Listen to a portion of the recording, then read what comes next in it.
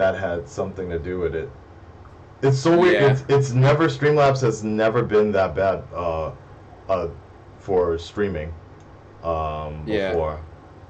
Yeah, be real careful. Like if you speak really, really loud, like it gets a little muffled and it just kind of high pitches. So be careful like with your loud moments of emotion. It just gets a little loud sometimes. Oh, so it's like it's popping. Okay, now it's live. Fuck. Yeah, Yeah. it's popping. Yeah, whenever you speak a certain Vertebrae. Oh, decibel. Decibel. Yes. Yeah, it gets shot. Like your sound, your voice gets shot. All right. Well, let's just be smooth with it then. Okay, JVS. Let's just get this going. So guys, sorry about that. We are back live again. I have no idea what the fuck's going on with my microphone. I don't know what's happening. It's a twisted transistor. As long as I can get John Campia working. I'm Robert Pattinson. Okay, then we're good. All right, JVS, please, let's introduce yourselves. Go ahead, JVS. Hey, what's going on, you guys? My name is Samuel. I'm a part of Team JVS. We started off as a reaction channel and a lot of crazy, random, antic videos, but now we've kind of consolidated to more so like doing like open discussions, reviews, more critiquing more than anything else, but we still have a lot of fun. I've been this pandemic time and going through a slew of animes, and that's been, a lot of my enjoyment recently. But thank you for having me on, Akasan. You're welcome. You're welcome. And again, the main man here. No, I'm just kidding. D-Piddy, what is up? Hey, what's up? So I am a cosplayer who started doing antic videos at anime and comic and / pop culture conventions, and I started dabbling into streaming games and discussions and stuff, and so I'm a big cinephile and big gamer. So when I got really big into Last of Us, I started the first game just like last month for the first time. Wow. I got into it and I was like, oh, Last of Us 2 is coming out soon, so yeah, and I play Last of Us 2, and when Akasan hit me up, like, hey, you want to discuss Last of Us 2? Because I'm very opinionated, and I was like, let's do it. So now I'm here. And he loves Kingdom Hearts. Kingdom Hearts is D-Piddy's #1 game of all time. He has never rage quit in his entire life. He has never uninstalled after beating it. Nope. That's not gonna. Kingdom Hearts, the worst game ever. That's the worst. I haven't even played part 3 yet. I will never forget that. I will never forget that stream where I think that was #2, right? I think it was number 2 after you beat it, and you're like, okay, well, yeah, that's right, and we'll just go through settings, game, uninstall, delete forever, send it to the shadow realm, like that. It was great. And then I think one of my other friends just did that with The Last of Us. So I think we were supposed to be joined by, what's the name of it? 3 Black Geeks or what? Yeah, CJ from 3 Black Geeks, he was supposed to be joining, but he's actually doing a simultaneous stream. I think we got our lines crossed, but definitely go and check out 3blackgeeks.com. They cover everything. They are really big into anime, Gundam, pop culture, like everything. They cover literally everything. They do have a YouTube channel. You can definitely check them out there, but their podcast is the main primary, 3blackgeeks.com. So definitely go check them out. Yes. All right. Well, let's get into it. Doing the damn thing. Let's say what were I guess first and foremost your impressions of the game before we dive deep into it.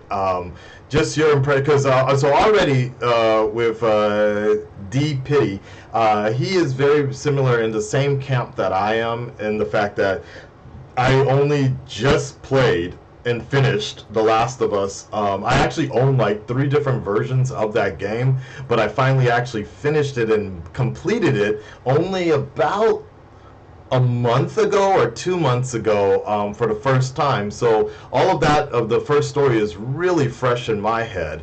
And so for me, I guess just to give you an idea of how I feel about the game, for the second game, It was tiring. It was definitely tiring. The second half of the game was very tiring, but it was supposed to be, I felt.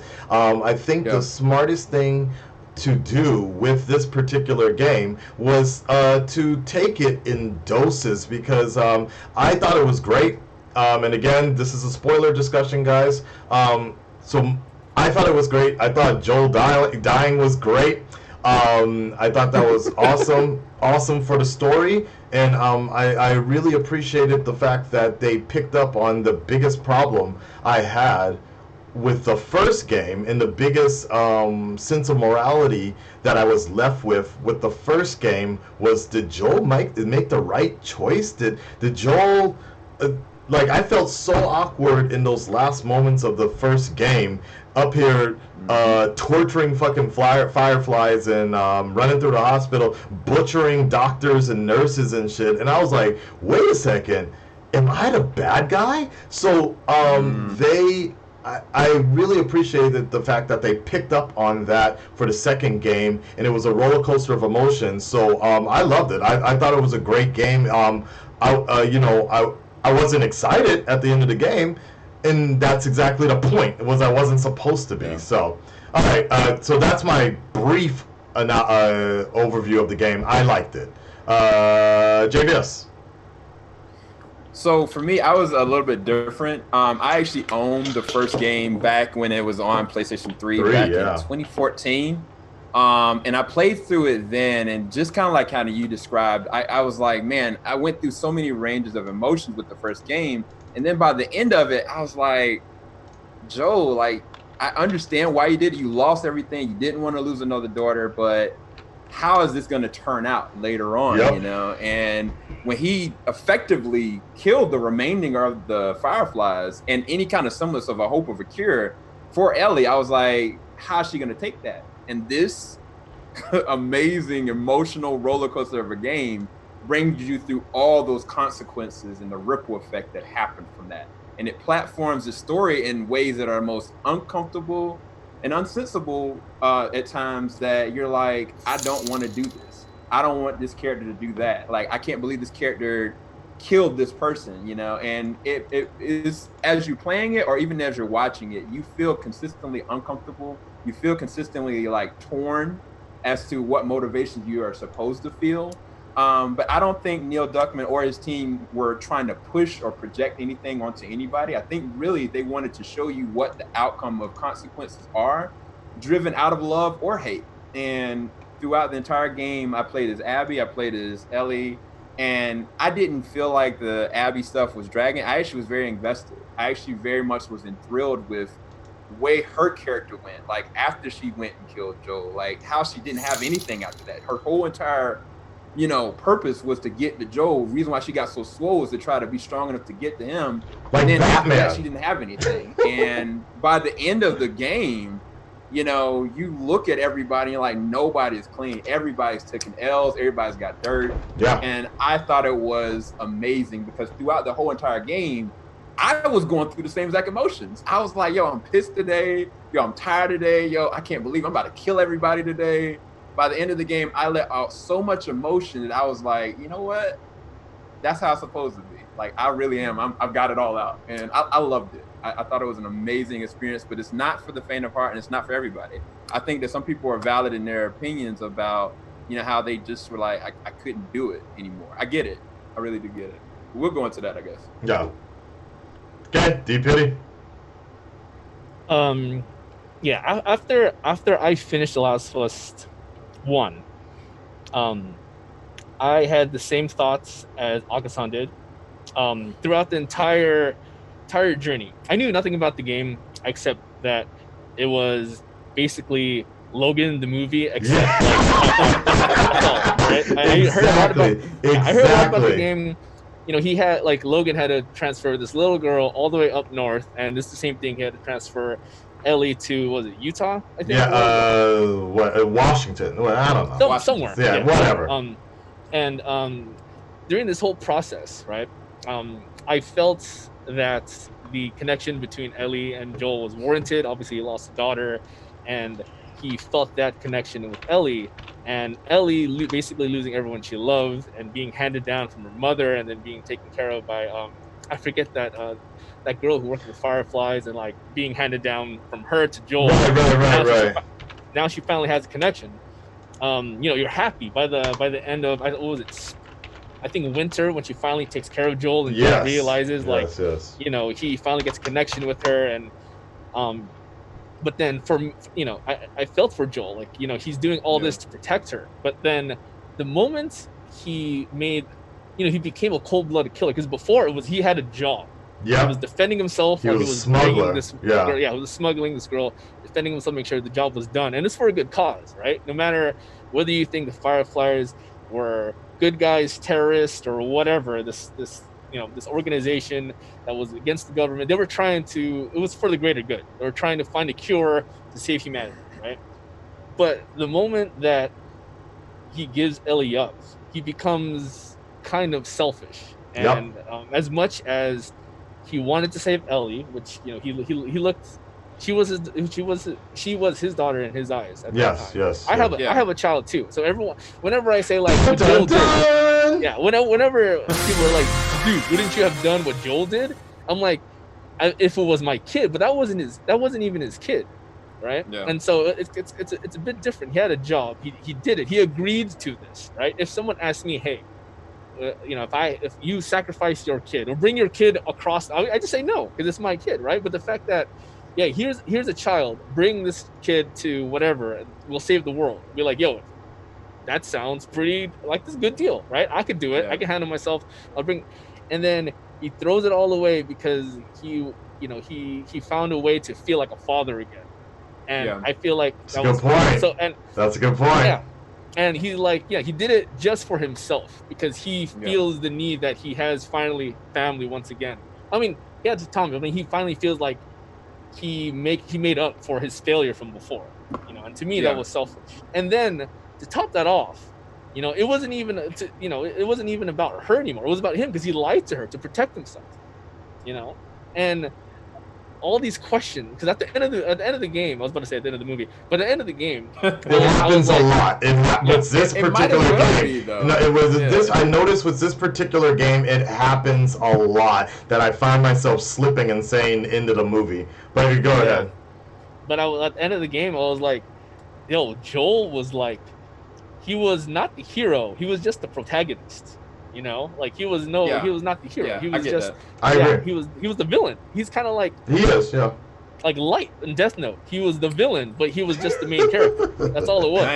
Damn. Okay. Yeah. So that's overall, though, that just overall, because we're gonna get into those details real soon. But overall, how did you feel about the game?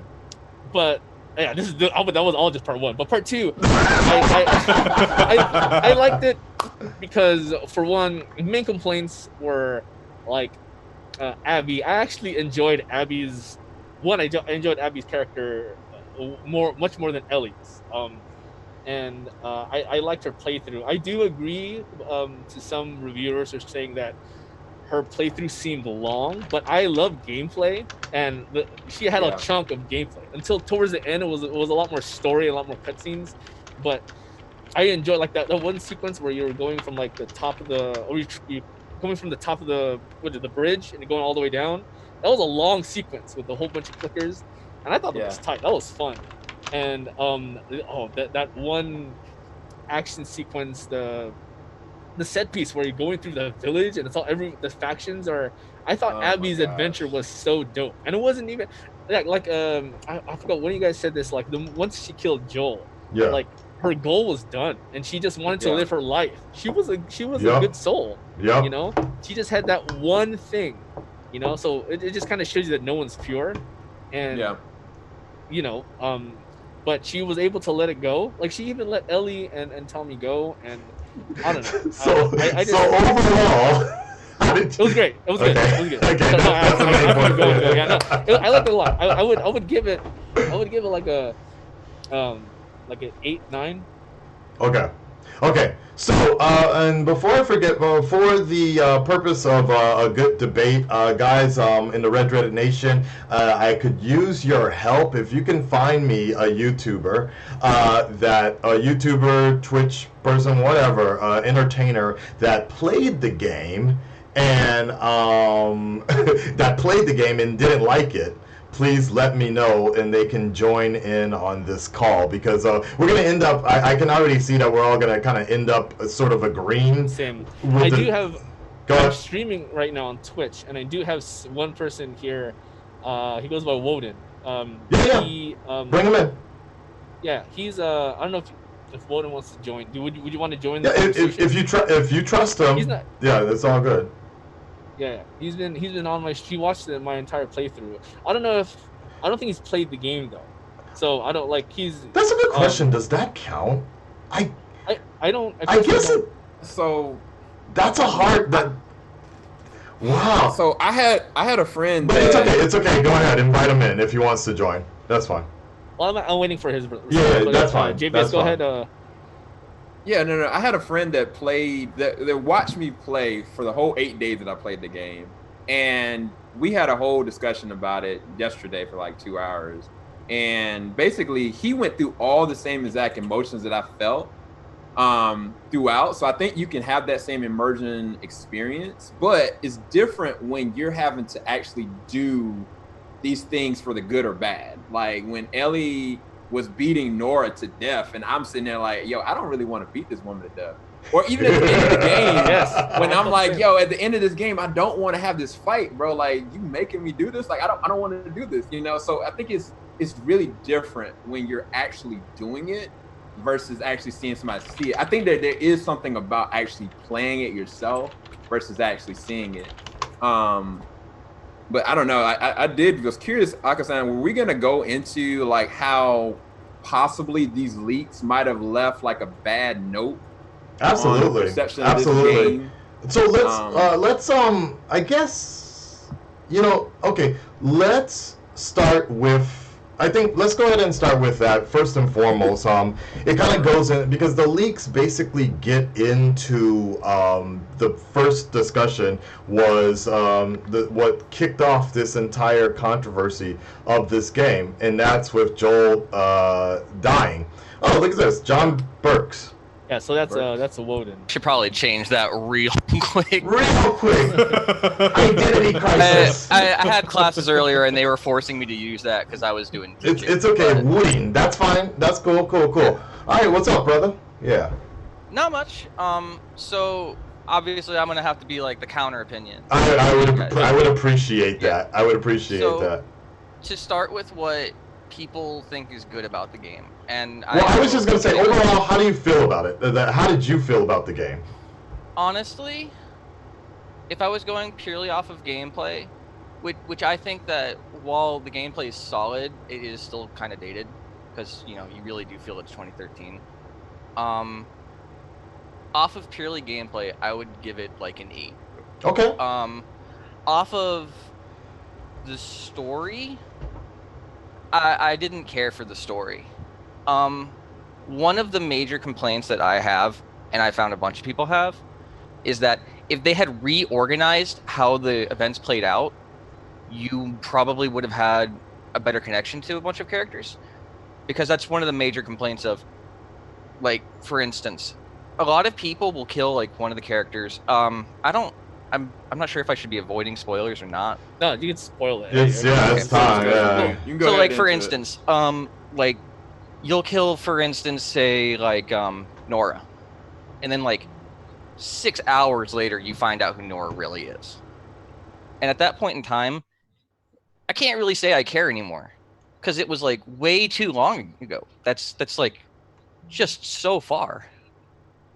And there are a bunch of other instances like that. The main problem to me feels like what they should have done is you should have had more time with Abby beforehand. And they could have also made it so you had more chronological stuff leading up to it. So, like, for instance, the flashbacks. Because the idea is at the beginning of the game, they talk about how Ellie doesn't really care as much for Joel anymore. And then you find out, like, way later on why that is, and they could have led up into it. Okay. So overall, Yeah. for you, you did not enjoy it because of the story and the pacing. Then. Would say yeah, and for this kind of game, that's Critical really for important you. because this is like, as you guys said before, where you mix up with movie and such. Yes. This is really like a narrative driven game, and it's very much so trying to be like a movie, and so that's why I think the story is more important in it than Interesting. other games. I can actually respect that. I can respect that opinion in the fact that they really shot it, and my favorite moments were movie-ish moments in the game. But the actual gameplay itself, I had to change all the controls and everything because for the first couple of gameplays, I could not shoot for shit. I couldn't like. It was just so awkward, the controls, that I actually had to go in and customize everything to make it more, I guess, more similar, not to Red Dead Redemption, but I guess to Arkham Knight or like a Assassin's Creed or something like that, because sometimes it was just so hard. Okay, so let's get into the big conversation here, because this game, the entire plot got leaked. Who I didn't know anything about the story. I didn't know anything about the spoilers. As soon as that was leaked, I went to Twitter and I muted everything. I muted Joel dies, Ellie dies. I put Ellie, like anything I could imagine. I just put The Last of Us. I muted everything. So my Twitter account was pretty clean for the most part. And so I missed out on the entire debacle and people already starting to hate the game even before the game came out. But what about you guys? Did you actually pay attention to these? Did you know the spoilers before going into the game? JVS, go ahead. Okay, sorry. Go ahead. I knew about the leaks. A lot of people were talking about it. One of my good friends, Jeremy, the gamer 2323, he was like, "Tell me, like, bro, avoid anything on YouTube, avoid Twitter." And I was like, "Thank you for letting me know." So I didn't know, but I knew that every single person that did see it and started talking about it on YouTube, they started to get like strikes. They started to get like a lot of like flack from Sony and Naughty Dog because of it.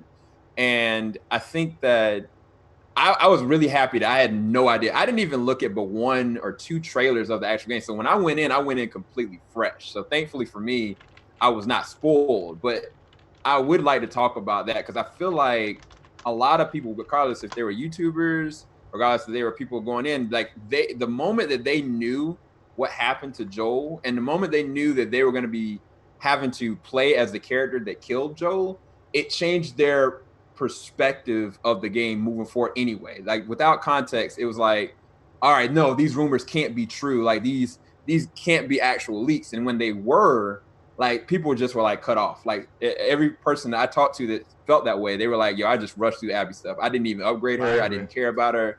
They were like, I'm just brushing through this. Forget this trash, because it brought out all the emotions because they were waiting 7 years for this. And this one moment was kind of spoiled for them.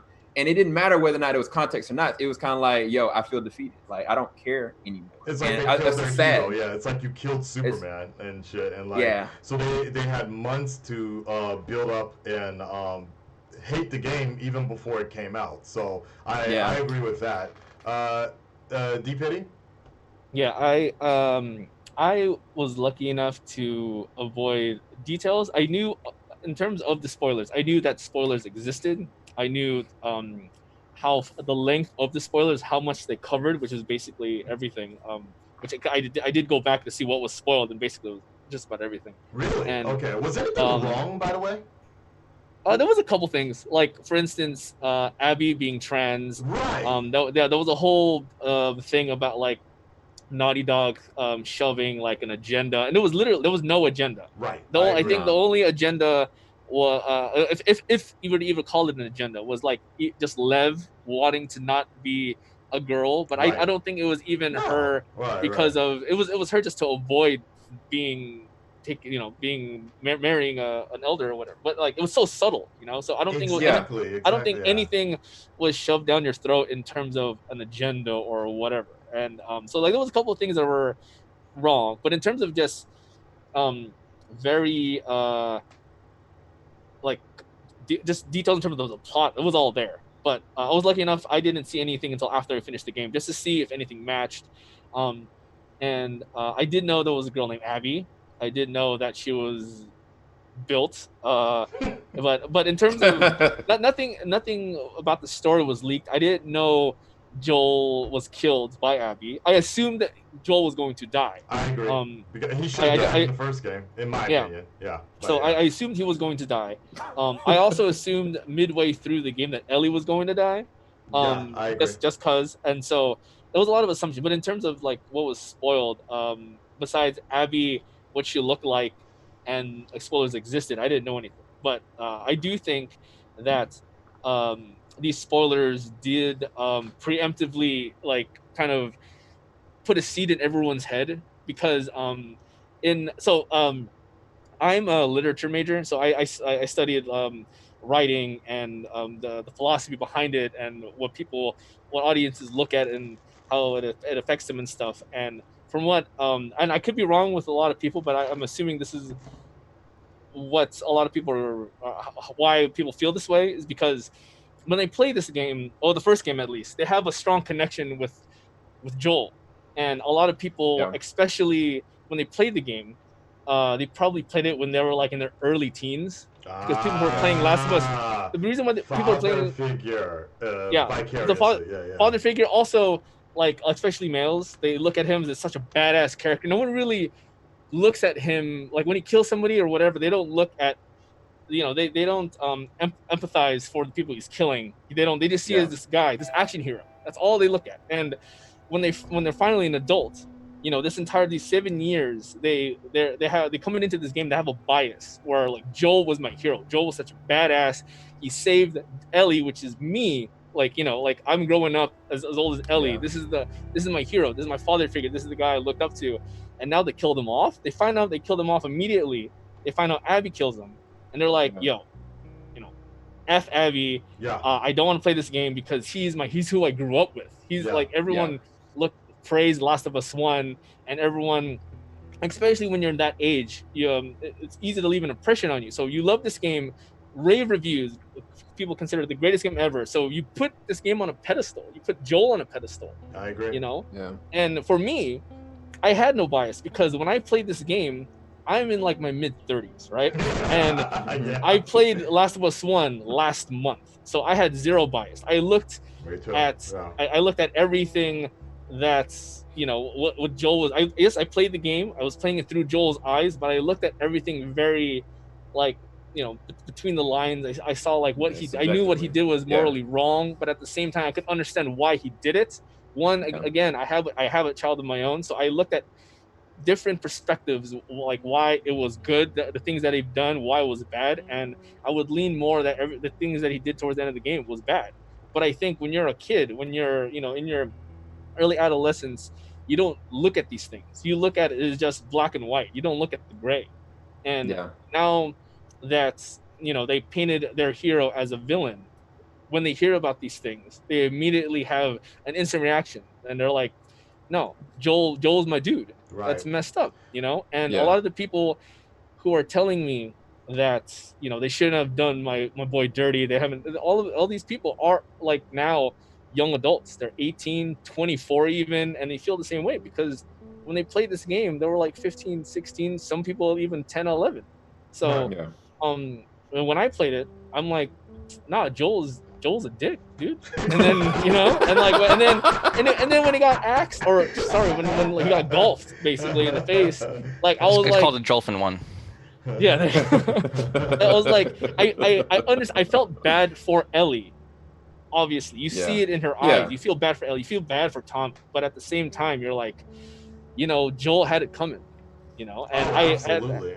And so it was gonna haunt him. Like there's millions of people who are now turning into these creatures because anyway, yeah. Okay, So, Wooden, what do you think about that specifically with the Joel situation? Because I'm totally in agreement with D-Piddy about this. Is the fact that Joel had it coming. I was never attached to him. I understand why he did what he did, but I knew there were going to be repercussions from it, and I thought that was fucking awesome later. Like, I was cool with him dying, getting killed by Abby, but I was even more on board with it when I found out who the fuck Abby was and who the fuck her father was. I was like, yo, this is fucking great. Fucking Abby is like Batman. She was like, that nigga killed my father. I'm coming after you. Like that. Fucking went Negan on his ass. But Wooden, from your perspective, with Joel, do you agree or disagree with that point of view? First off, Abby is far more built than Batman, so let's keep that in consideration. But I think that, and I think most people would agree, Joel was definitely going to die in this game. There was no getting around that, and I think what most people are annoyed by is the execution, though that's kind of a bad term for this. Because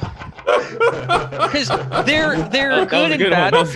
They're good and bad ways of killing a character, especially a main character. And I think one of my favorite ways I've ever had a main character die was Red Dead Redemption. Okay. Because Red Dead Redemption has through gameplay. Time out. I've never played any game, any Red Dead. So please don't spoil. Then I'm going to ignore that completely. Because let's get away from that. Yeah, but I couldn't get past the levels. Yeah, anyway, go ahead. Oh, so to go completely back to why people are annoyed by it, specifically more about Naughty Dog. So it part of it when the leaks happened. First off, I only know that Joel was going to die. Okay. I didn't know how. I didn't know anything else. And I played the game when I was like 22. So I'm not in that category that he was talking about earlier. So the people that are annoyed about two things mainly. One is that Naughty Dog and Sony illegally used DMCA to try and get anything that even talked about them off of the internet. So even if you didn't show anything from the spoilers, gone. They give you a strike. Yeah. And so they were trying to take down everything using that. So that was like number one. Just on a side note, I don't disagree with that at all. Like if Disney does that shit all the time. If you're talking about classified, leaked information, yo, shut that shit down. So yeah, I'm not saying that it's good for them to have been talking about it. I'm just saying that's part of why they're annoyed, because that is an illegal use of DMCA, and they knew that specifically. And Neil Druckmann later on specified that he was one of the people making the call to do that, even though he originally said he wasn't. Is that considered an illegal use of DCMA? Or no, it is not illegal. It's the same thing. When you're leaking out content of a game that has not been released, it's kind of like saying, like, the reason why it's illegal to bring a camera into a movie theater and record it and show leaks. That's illegal. It's because you're showing content that's at the time supposed to be purchased. And the idea is they weren't showing the content. They weren't showing the content. They were discussing that the leaks were a thing, and they, the concept of the leaks. The point is, the leaks itself. You're still leaking it by talking about it. It's still leaking. Yeah. You're still leaking by talking about it. So I mean, you're supposed to consume this content as is, and when you talk about it and leaking it, when obviously there's been game companies where leaks are good for the company. But like for this specific case, they don't want it to be leaked.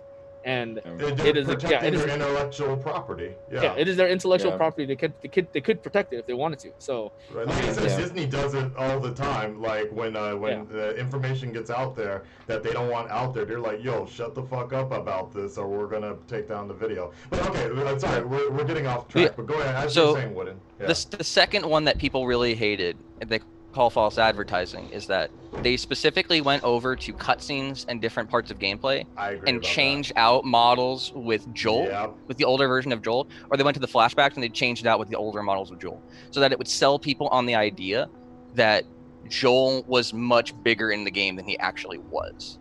And that's part of the reason I think that they never actually brought up Abby, is because if they did, they knew that they were not going to get as many sells, because they specifically said before, this game is about Joel and Ellie. And we found out later on that's not true. And so I think that the fact that they kind of lied about it in a way already gave like a bad faith Okay. to anybody playing. I will just to jump on that with Wooden. The one thing I will agree with him on this is like, so I didn't know about this. It's funny because I did a reaction to this particular trailer, but I completely forgot about it by the time the game came around. But there is one particular. So the scene where Ellie is fighting, I don't even remember who the fuck it was. I think it was wolves. And then somebody grabs her mouth, and you turn around, and it ends up being Jesse. In the trailer, it's specifically cut to be Joel, and Joel is saying, you didn't think I'd let you do this on your own, right? And I was like, holy shit, they like legit, like straight up lied to everybody. Like, Well, that was Jesse's line. I Yeah, think to Go be ahead, fair, go ahead. on that regard, in terms of like cutting and like they've been doing it for movies for years. I mean, Yeah, I don't think exactly. the reason people are pissed off specifically in this case is because they're attached to the game. They're attached to the franchise. When Yeah, it comes to the Marvel does this so many times where yeah. they would change certain scenes and all of a sudden it's Thanos. In reality, it was like Doctor Strange or Yeah. so, you know. I was And actually going to bring up Marvel. Yeah, So but like it's here's supposed an to- example of that. So using that as an example, so like you had the posters before, right? For Thor Ragnarok, Yeah. where they showed him having like the lightning coming out of his eye and he's Right. like on the bridge and all that, and that's a really cool scene. But then they have like the actual movie and he's missing one of the eyes. Right. And I would say that's fine because it doesn't change the scene. Exactly. Not really. Yeah, But Exactly. the Yeah, thing but is then- that by changing Joel, you're changing the entire context I of agree that with scene. Yep. the point of these trailers and the point of these advertisements is to garner hype, right? Whether or Yeah, not it's manipulated in any way, is to garner hype and to make sure people are like, I want to see this. And Right, but Yeah. yes, it was. But again, the problem is that's false advertising. Like they're literally saying in that particular trailer, that's the only problem I had with was the fact that they're essentially saying you wouldn't let you don't think I would let you do this on your own, right?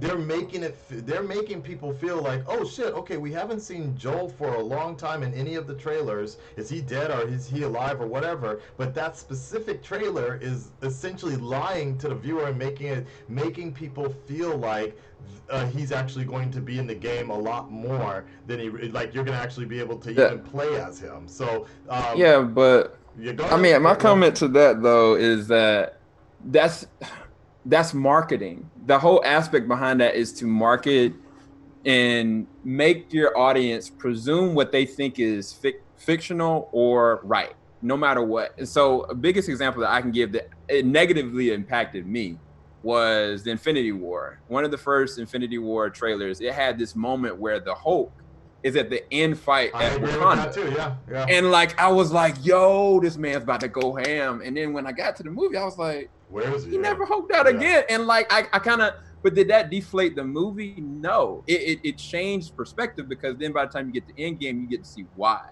And so from a marketing standpoint, were they wrong? Did they mislead me? Technically, but it doesn't matter because like their whole point is to present and allow me to be able to kind But of the only filter thing I would say what this about is. that is you're not deciding to go see Infinity War because of the Hulk. Yeah, it's a cool Some scene. people were. Some people have. Some people were though. Some people legit went in there. They were like, "Yo, he's gonna get this work from like the Hulk's gonna give Thanos this work." Like for real. Like I heard people that were like, "Yo, I can't wait for him to whoop Thanos' butt," and and that didn't happen. Like some people legit were huge Hulk fans, and they were like, "This is the moment that Hulk's gonna get," and unfortunately that's the case. Like some people kind of affect them. All right. Okay, so wait, where were we on I would this? say though that for that one specifically though, because it's like the Avengers, because it's not it's more not a people Hulk than that. movie, it's an Avengers movie, yeah. So like this is different because it'd be like if it was like, yeah, the Avengers are gonna fight Thanos, and then you find out at the end of the movie, yeah, no one actually goes anywhere near Thanos. They're in completely different areas the entire time. You would be pissed. I would say a closer comparison is actually Suicide Squad. No. Actually, I'm sorry. Go. No, I was just gonna say Suicide Squad. The marketing for the fucking Suicide Squad was majorly Joker. He was always in the background. They always had him as the main part of the trailers. That motherfucker was in the movie for like 7 minutes, I think. Yeah. And like one dude sued the Warner Brothers for false advertising. So I get that. Yeah. I mean, I get it, but I understand why people would be mad at false advertising. I mean, ads lie to you all the time. I mean, Yeah. they're not really saying that, they're not explicitly saying that Joel is in, has a big part in the game. They're not specifically lying to you. They're just showing you things to make you want to play the game. And the one example that I finally figured out what was bothering me in Marvel was the Mandarin in Iron Man 3. And oh my god! like, the thing is, like, a lot of people, and I'm a huge comic book fan. I know where you're going with this, but that's a I'm not talking about the twist though. I'm just talking about how it was presented. It was presented that the Mandarin was a big part, who was the villain, was the actual villain. They said nothing about I forgot the guy's right. Yeah, they never said who the villain was. Oh, he was the Mandarin. Yeah, he said at the end that he was the Mandarin. The other guy was just an actor playing his part the entire time. Yeah, but everyone a lot of people who disliked the movie was because they preemptively thought that they were tricked. Was going to be the Mandarin. Yeah. So like, because they thought that he was the Mandarin, and then when they revealed that he was just this actor who had no big part and no power, they're like, oh, I hate this movie because it tricked me. But that really didn't like change the story itself. All that did was make the people who don't like it is because they felt that the movie made them stupid. Like, in a way, they're like, like they're like, hey, what? I wouldn't say that, but yeah, I do not. Well, it's all that is like, it doesn't change the story at all. All it is like, now it makes you feel like, oh, they did me dirty, but it never changes the story at all. I'm like, maybe not make you feel stupid, just kind of make you feel like, hey, why did they do? But again, I would say a lot of that argument is that's an argument of trailers being put together with existing footage, whereas specifically that trailer with Joel was specifically cut to have Joel in a role that he was not in, just so not only that, go ahead, they actually got the guy in to do the voice line for that. Exactly. So that for me is pretty bad in terms of advertising. It doesn't, for me, I still enjoyed the game, but when I really thought about that, I'm like, that is fucked up for anybody that was waiting to get, more of Joel, or thinking Joel was going to be in the game. It's like, okay, I'm on board here. Let me go ahead and get this game. Nah. But again, all that is affecting the people who are just real excited for Joel. Okay. The bias. Fair enough. So it's like, okay, I agree with that. Okay. I would say that the idea is supposed to be that the game, because everybody from the original game thought the entire point of the game was, Joel and Ellie's relationship. And so when they show Joel and Ellie, and then you have him saying the story is about Joel and Ellie, then people are going to the game thinking it's about Joel and Ellie. And then you find out 2 hours in, it's not about Joel and Ellie. And so it's kind of like if you were going over to, like, you're going to go over and watch a race. This is a race. Everybody knows it's a race. You go there, it's a car show. It's not a race. It's similar. It looks very much the same, but it's not the same. I think what happened for me is that the very first trailer that I saw was the trailer that had Ellie playing the guitar. Like, it was just literally Ellie by herself playing guitar, and you get to see you could see like she was like messed up, like she had cuts, she had bruises all over the place.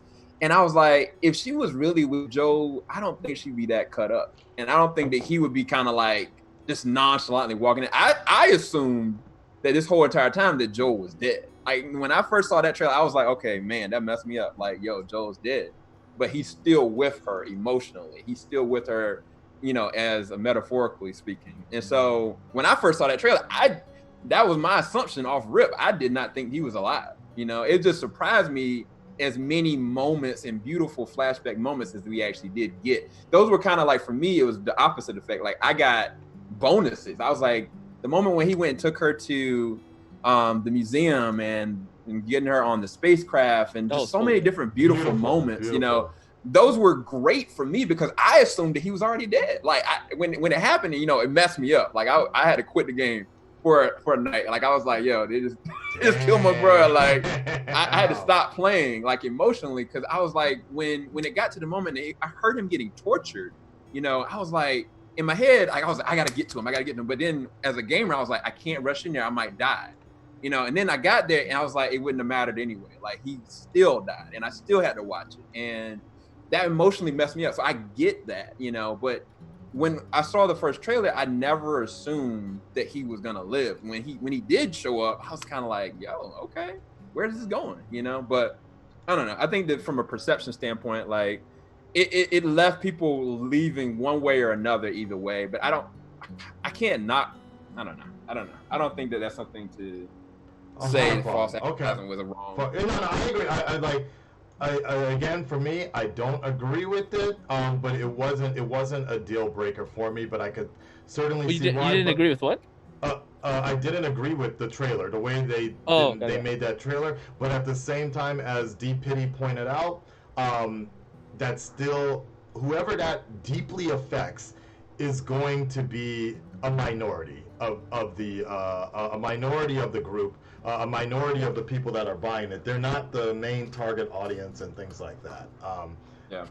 I'm not 100% sure on that, because I think that for a lot of people that really mattered. That actually reminds me. I never actually gave my opinion on Joel's death. Sorry, go for it. Yeah, I think I went over to why people didn't like Naughty Dog leading up to it. I think the main discerning factor between who liked it and didn't like it were the people that were willing to suspend disbelief for certain aspects.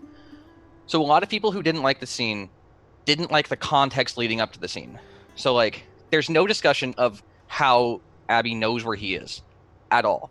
So the only possibility you have is either there was something that she learned beforehand, which they never discussed, or she wandered 860 miles in the right direction. I just wanted to just remind that Woden didn't play the game fully. He watched a lot. He watched videos, and he watched my playthrough.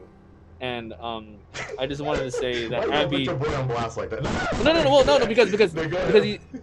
No, because he just said that Abby didn't know. She had leads, so I'm assuming that Woden probably didn't see that part of my playthrough, because when you're playing Abby's part of the game, she starts getting leads to where he was. Oh, sorry. And so I was talking about Ellie. Well, so no, what I mean is that like what would have worked better for me personally is if they had a part where they had talked about like there's a person that's one of our members that's acting as a spy inside of Jackson, tells them that he's going out on patrol and where, and then they ambush him, and then the event happens the same as before. My problem is that it gets to the point where it's like they bump into him in a blizzard, and his character is very different from the first one, where he literally didn't trust anybody in the first game. Even Henry and Sam, he didn't trust them. Ellie forced him into trusting them. So, I mean, like, he was ready to kill Henry over leaving him to die. And Ellie had to tell him, no, don't do that. They saved us. So that's kind of why a lot of people think that everything leading up to it, the context was wrong and the execution was wrong. And it felt like they just kind of decided, we need to get him in this room to die. And so that's why people don't like it, because it feels disrespectful in a way. Okay. For one, I liked how you use Henry and Sam, because there was no mention of that in our previous discussion about this until I mentioned it. But I think so. For one, Abby, when you play Abby through her flashbacks, her and her group, at least her and I think his name is Owen, they were trying to find where Joel was the entire time. And when they do, they find out that he found out there was a guy named Tommy, and the brother of Joel, and through a lot of the old files from the I keep forgetting her name, the leader from the Fireflies from before, the black lady Marlene, through a bunch of files and stuff that they gathered over a couple of years, they finally found, they pinpointed where Joel was, at least where he lived. They pinpointed the what do you call them, the towers or lookouts that they were that they used and everything, and they camped out literally just like maybe a mile or two from their establishment. And it just so happened that it is by chance, but it wasn't like she just randomly found him going hundreds of miles, whatever. Like they pinpointed where he was, and I think eventually they were going to either, find him or, infiltrate their Jacksonville or whatever, and Yeah. and then so they so happened to meet up, and the argument that Joel would have never gave his name out, or Joel would I have. disagree with that. 3 Yeah, years. I know. He got real comfortable in 3 years. So yeah. And actually, Yeah, so- go ahead. You're probably gonna answer it. Go ahead. Yeah, so So- people. There's been numerous stories where, someone who's been a badass or who's been hardened or whatever finally find a comfortable life and they become a bit soft. It happened to Walter White. It happened to Kenshin from Samurai X. It's happened to so many hardened people, and when they finally find peace, they somewhat lower their guard. It's happened to a lot of people. Yeah. It's happened to veterans. It's happened to a ton of people. So, that argument, while yes, it's out of character, it's been 4 or 5 years. It's been a while. 3 And years. 3 years. Sorry, 3 years. It was a 3 year And- jump, but not just that. Everybody's getting on people about that particular scene, but Mhm. everybody forgets that Tommy literally grabs Abby and says, "Hey, look at me. Hey, I'm Tommy. That's Joel. We're gonna get you out of here." Way before that scene earlier. So Tommy actually gave the name to Abby and confirmed it right at that point. That's why Abby. She knew from the beginning. Yeah, no. Yeah. After Tommy was like, "Look, I'm Tommy. This is Joel." She was like, "All right, you know what? I got a safe Yeah. place we can go," like that. So yeah. Yeah, they and were the fucked reason moment why- that happened. Yeah, and I've seen arguments where Tommy wouldn't have done that either. He's also a cold-blooded killer. He's a very, but I think when someone's saving someone's life, especially when it's like a firefighter getting someone out, they usually want to make them feel comfortable, so they get their Yeah. mind straight. Because right now, they don't know who Abby is, even though she's built and whatever. She could be fearing for her life. She could be the reason why all of them die. They don't know who she Yeah. is, what's her purpose, and so they look at her and they're like, "Hey, I'm Tommy. This is Joel. Trying to get her to we're on your side. Let's do this together." Because they could have just left her to die, but they have a community. They see some girl who looks very capable. They could probably help out in the community. Yeah, exactly. And so they don't want to just throw her away. They don't want to just leave her to die. They want to. She looks like someone who could help them out, and she's not the only one being chased by these infected. They are too. Yeah. If they help her out, she could help them. They didn't know what they were running into. Okay, I wanna shift this a little bit into the next discussion, which is story wise, because this is, I think, the most controversial part, because I wanna talk about story. Because immediately after that, I actually do want to get into someone we have actually avoided most of this conversation, and that's the goat, Abby. But I want to get into her later because I think it is very important to talk about story and narrative for this particular game, because I'm seeing both sides a very controversial opinion about, was this story written poorly? Was it paced poorly? Some people praise it. Some people actually hate it in the way it was told. In my particular opinion, I think every time somebody mentions something that seems convenient, or this character would never do that, or this is nothing, whatever. Personally, to me, that just shows how great that particular writing is. We just talked about this situation where, why would Tommy say something like that? Why did they just happen to save Abby?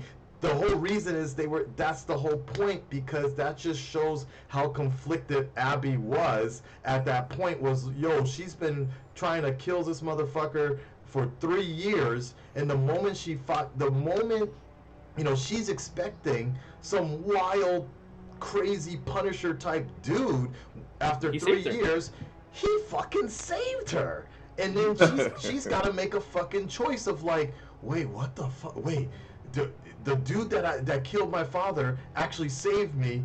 So am I still gonna go through with this? And she's like, yeah, fuck this, conk. Anyways, so these little things I thought was great. The choices that Ellie made at the end, to me, as someone who enjoys story, I thought it was. I don't think it was actually handed to you, but I think anybody that really understands character development can really appreciate the little nods of emotion. Everything that Abby did toward the later half of the game is almost exactly mirroring what Joel did in the first game, risking everything to save a kid and things like that.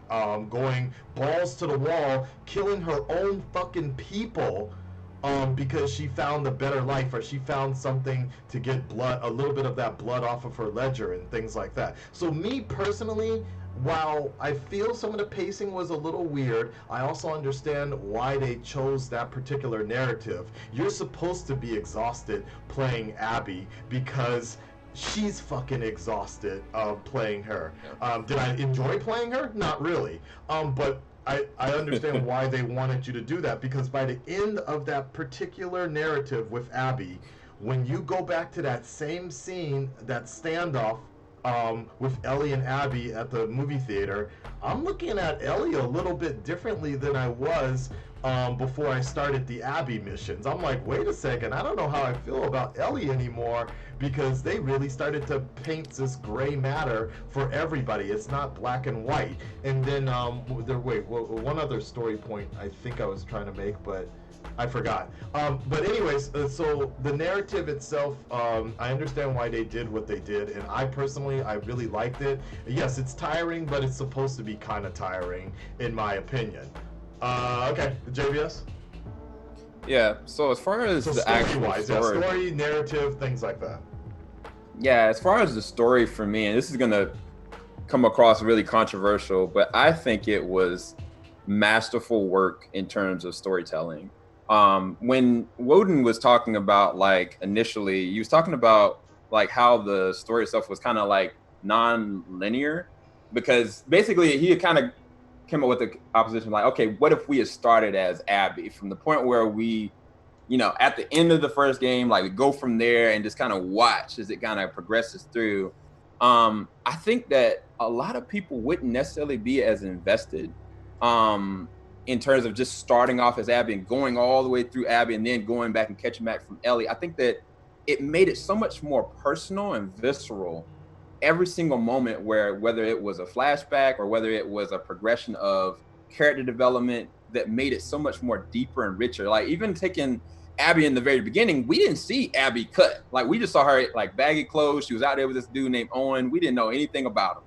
And she was like, yo, we got to find him. Like, I don't know where he's at. I know he's at Jackson. We got to find him.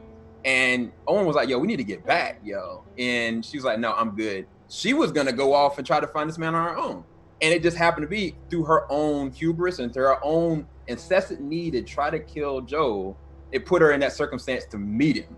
And he was the thing that actually saved her. The even more interesting paradigm is later on down the line with Ellie as a character. Like, everything she went through, she was in the perfect life again, even though, yes, she got her arm broke. Yes, she got her feelings hurt. She didn't get justice for Joel, absolutely. But with Dina and with, JJ and just being on the farm, it was just such a peaceful atmosphere.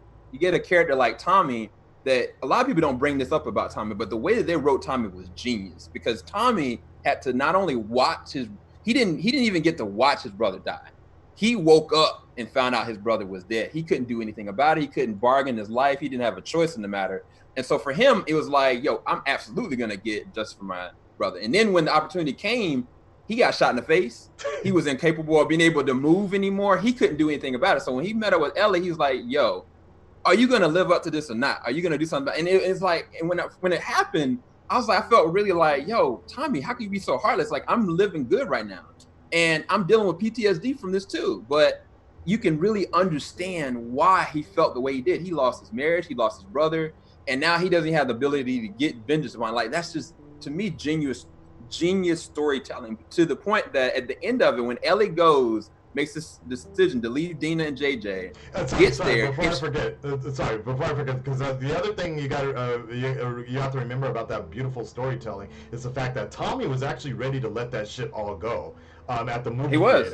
theater. Tommy was like, that's good enough, right? That's good enough. And he's looking at Ellie, and Ellie's like, it's gonna have to be. And Tommy was ready to go, but that motherfucker got shot in the face, and go ahead, Dude, go ahead, JVS. But the thing about it is that Dina was like, please, can we just let this go? Had Ellie would have actually stayed and not gone after Abby, Abby would have died. Abby would have legit died on the beach with Liv, regardless of her motivation, regardless of her getting what she would have got her just desserts. Point, yeah.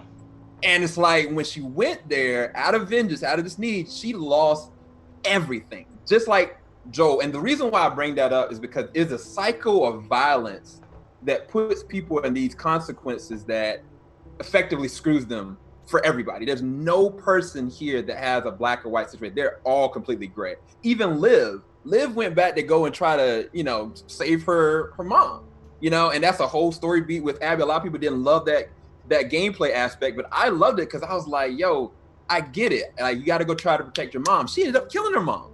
Like, that's terrible. It made me feel terrible, but I'm saying that to say that everybody has these lines of consequence, but specifically for Ellie, both times she had opportunities of kind of trying to let it go and she couldn't.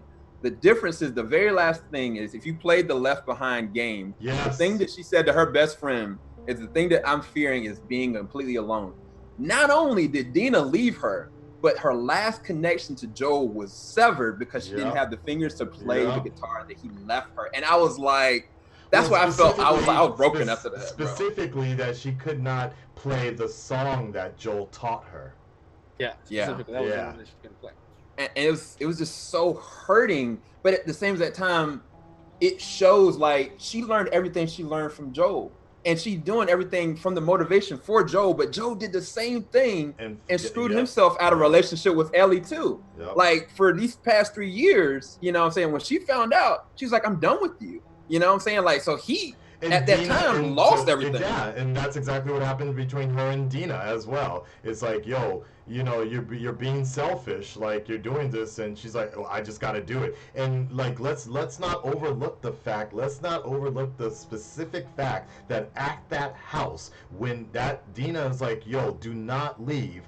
What the fuck is she wearing? She's wearing Joel's fucking jacket. When she's about to go out there all Wolverine and shit. I didn't even realize that. Yeah. She's wearing Joel's jacket. She has become Joel, and she essentially just lost everything after that. Go ahead, D-Piddy. Oh, what were we discussing right now? The story and narrative, because I know that's your thing. Well, I'll be brief, because I think a lot of people do not like the way this story has been given to you, especially as a video game. Most video games are not like books. They're not like movies, where you sit down and you just take everything in. This is like when you're playing multiple characters and it's going back and forth through 2 different characters and 2 different timelines. It might, seem a little bit haphazard.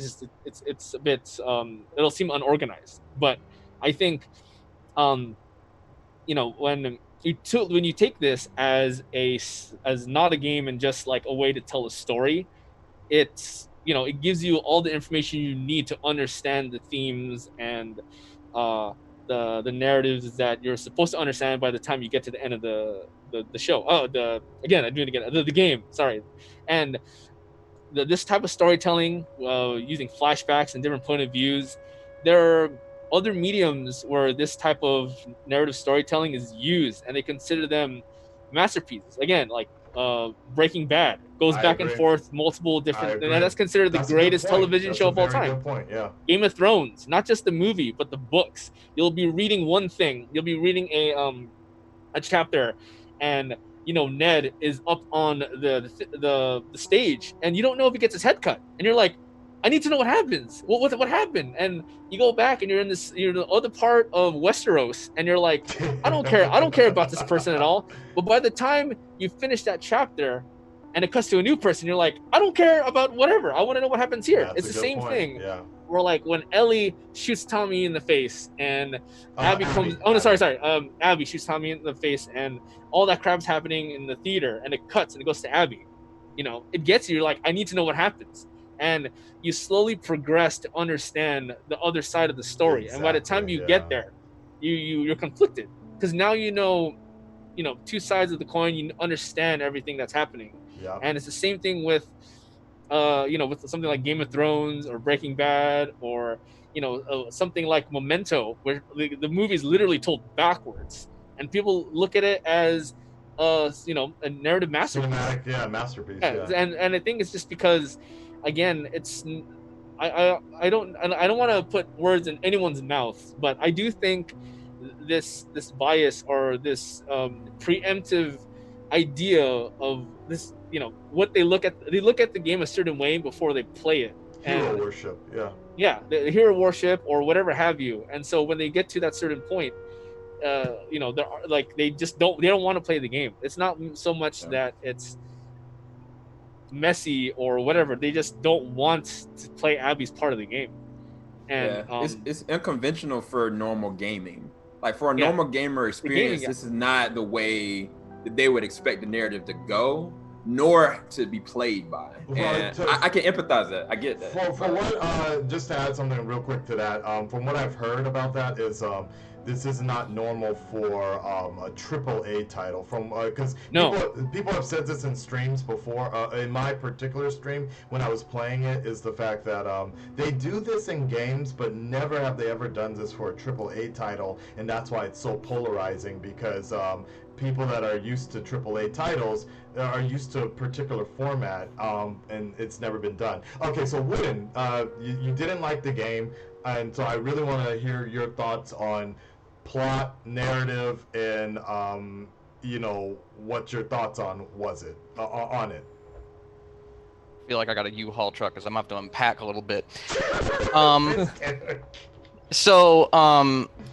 There's a couple things. It's not impossible for someone to get kicked out of the story and then come back in. And for a lot of people, I'm pretty sure that's what happened when Joel died.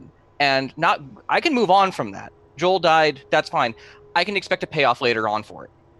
Because I can just decide, well, I hated that scene, but maybe it's so important that it needed to happen. The thing is, everybody around Abby, and even some of the other characters, you don't really know much about Dina. She does jokes, and she's, really just Ellie's girlfriend, but she doesn't have too much of a character beyond that. And it's kind of like the same thing with, like, Manny is a guy who's like the loudmouth Latino. There's really not much more past that. That's really who he is. And you would expect, like, this guy gets shot in the face and, like, the blood's all over Abby. Does she have a real big reaction to it? Not really. She just kind of jumps away and it's like, well, gonna go back after that guy. She's still in the middle of a battle, though. No, but it's never brought up again, though. Like, she never brings up the fact that Manny really died. She doesn't really talk too much about the fact that, like, a bunch of people around her are dying. Well, to be fair, she has no one else to talk to about it. Lev and Yara. Lev and Yara, I actually think, are good written characters. Generally speaking, I think that they were pretty good. My problem is that I don't think that a lot of the characters are, what was it? Like, I don't think that Owen was very good. I don't think that Mel was very good. I think a lot of the stuff with Mel didn't, like, even just the way that she's fucking climbing up ropes and such while being, like, 8 months pregnant. And I mean, like, it's not that thing in and of itself, pulls me out of the story. It's that when that and a bunch of other things keep happening, it starts getting grating. Because you're just like, no, she's not, like, firemanning up a rope while 8 months pregnant, and she's not dropping down, like, a whole story while pregnant. That would take you out for quite a while. Wooden, when you were pregnant, what type of exactly. No, I'm asking, when you were pregnant, what type of activities were you doing? Because you seem like you're speaking from experience of well, there are people in my family that have been pregnant before. There are people, like, I got Filipino cousins. Okay. But like, the thing is that there are a bunch of characters that I felt you didn't. One of the best things about The Last of Us 1 was that there was so much depth in each character. And I didn't feel that from these characters. I didn't feel that there was a whole lot of depth to them. So, like, there wasn't much information about Manny. So I didn't feel much when he died. There wasn't much information about Nora, so I didn't feel that much when she died. This sounds like And- a Last Jedi argument, but keep going. That's actually a comparison people do a lot for this game. Yeah, But which I, one of I my- also read. But go ahead. I'm Yeah, not getting but into that. that's- my one of my other problems that I had was that the actual comparison between Joel and Lev is pretty apt. But the problem I have with that is that bond formed over like a day, like 1 or 2 days. Whereas for Joel and Ellie, that was like months. So you had a very good idea of why Joel went to all the lengths he did to protect Ellie, but you didn't really have as much for, like Abby and Lev and Yara. It was because she got saved by them, but then it was like way more than you'd expect to come out of that. She got like ridiculously attached to them.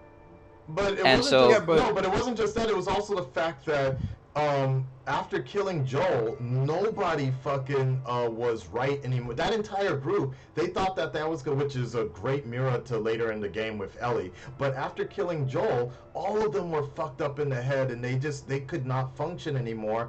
Abby could not sleep well anymore, and she was having nightmares, and she had this kind of hang up about this situation. And as she specifically mentioned a few times in the game, she's trying to just make something in her life right, because everything else is so fucked up and everything else is so wrong now.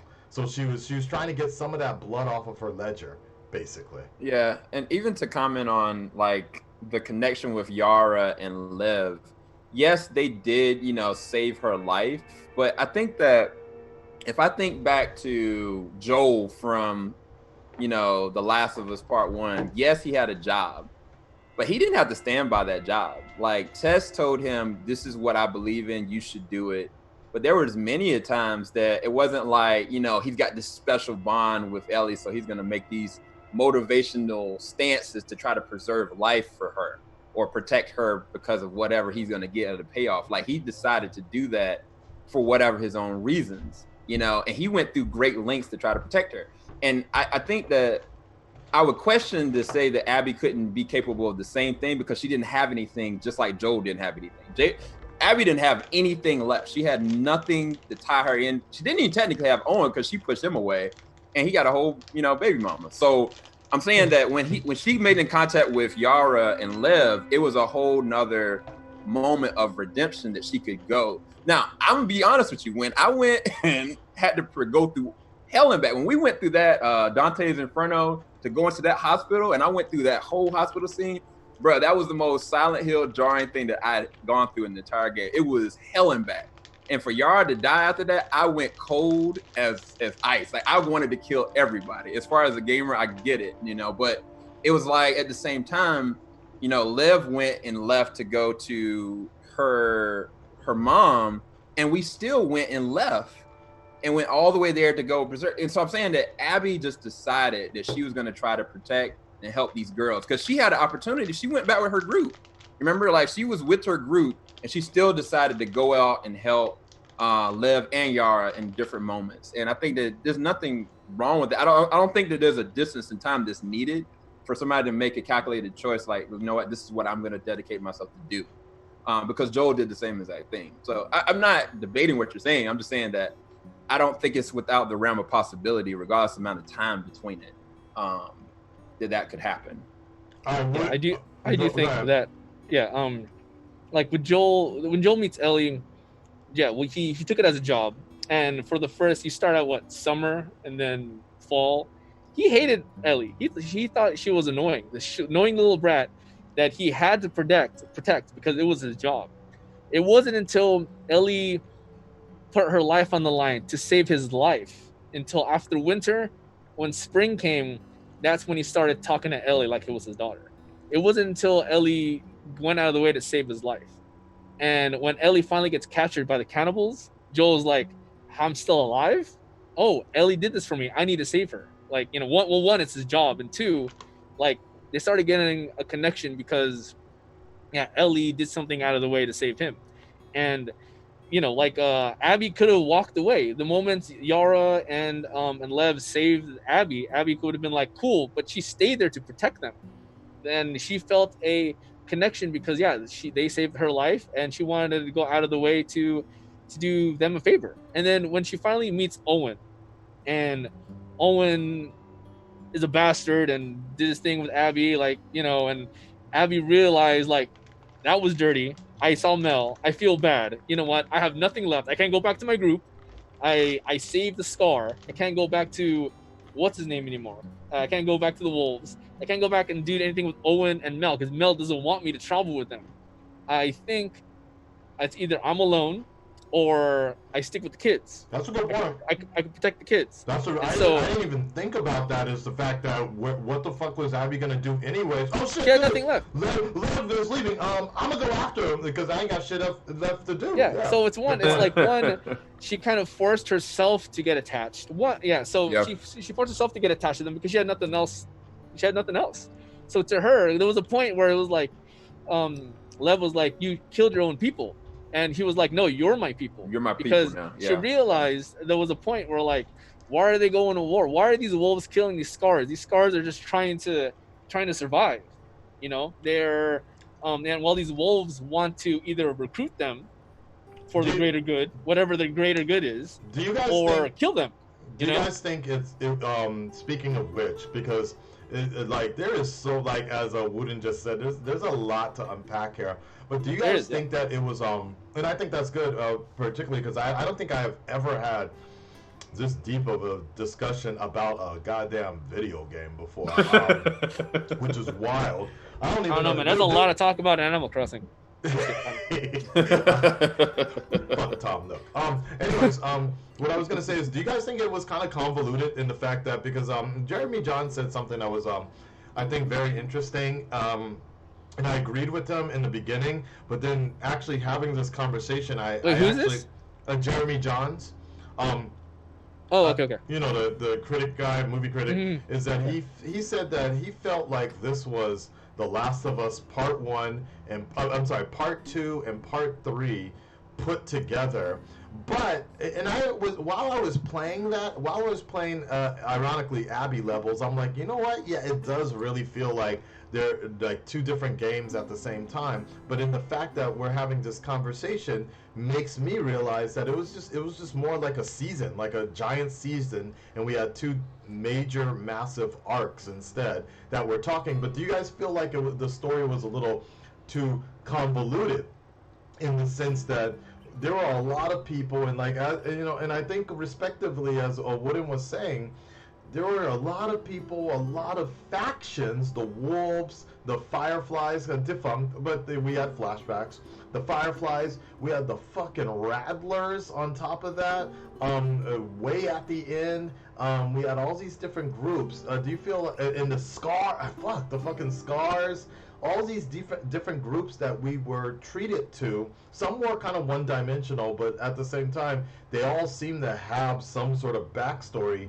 Do you feel like it was way too much for one game? I'm gonna start with Wooden first this time. So, what I would say is, I thought the Scars were really cool. Personally, I thought it was really cool. I liked the idea of a group of people that communicated by whistles and that they had better AI. I really liked that idea. Fucking hate the whistles, dude. They scare the shit out of me every time I heard them. Get your arrows away from me. But personally, I think the game could have done without the Rattlers, because you don't really see or hear much about them other than, yeah, they have slaves, and they're like just thrown in at the end, and they're around for like 2 or 3 hours maybe, and it felt like, honestly, a lot of that part of the end of the game didn't really need to be in it. They could have just like kind of cut down on that and made it a bit more concise. I honestly think the game in and of itself is a bit too long. Okay. I agree. And why you would think that.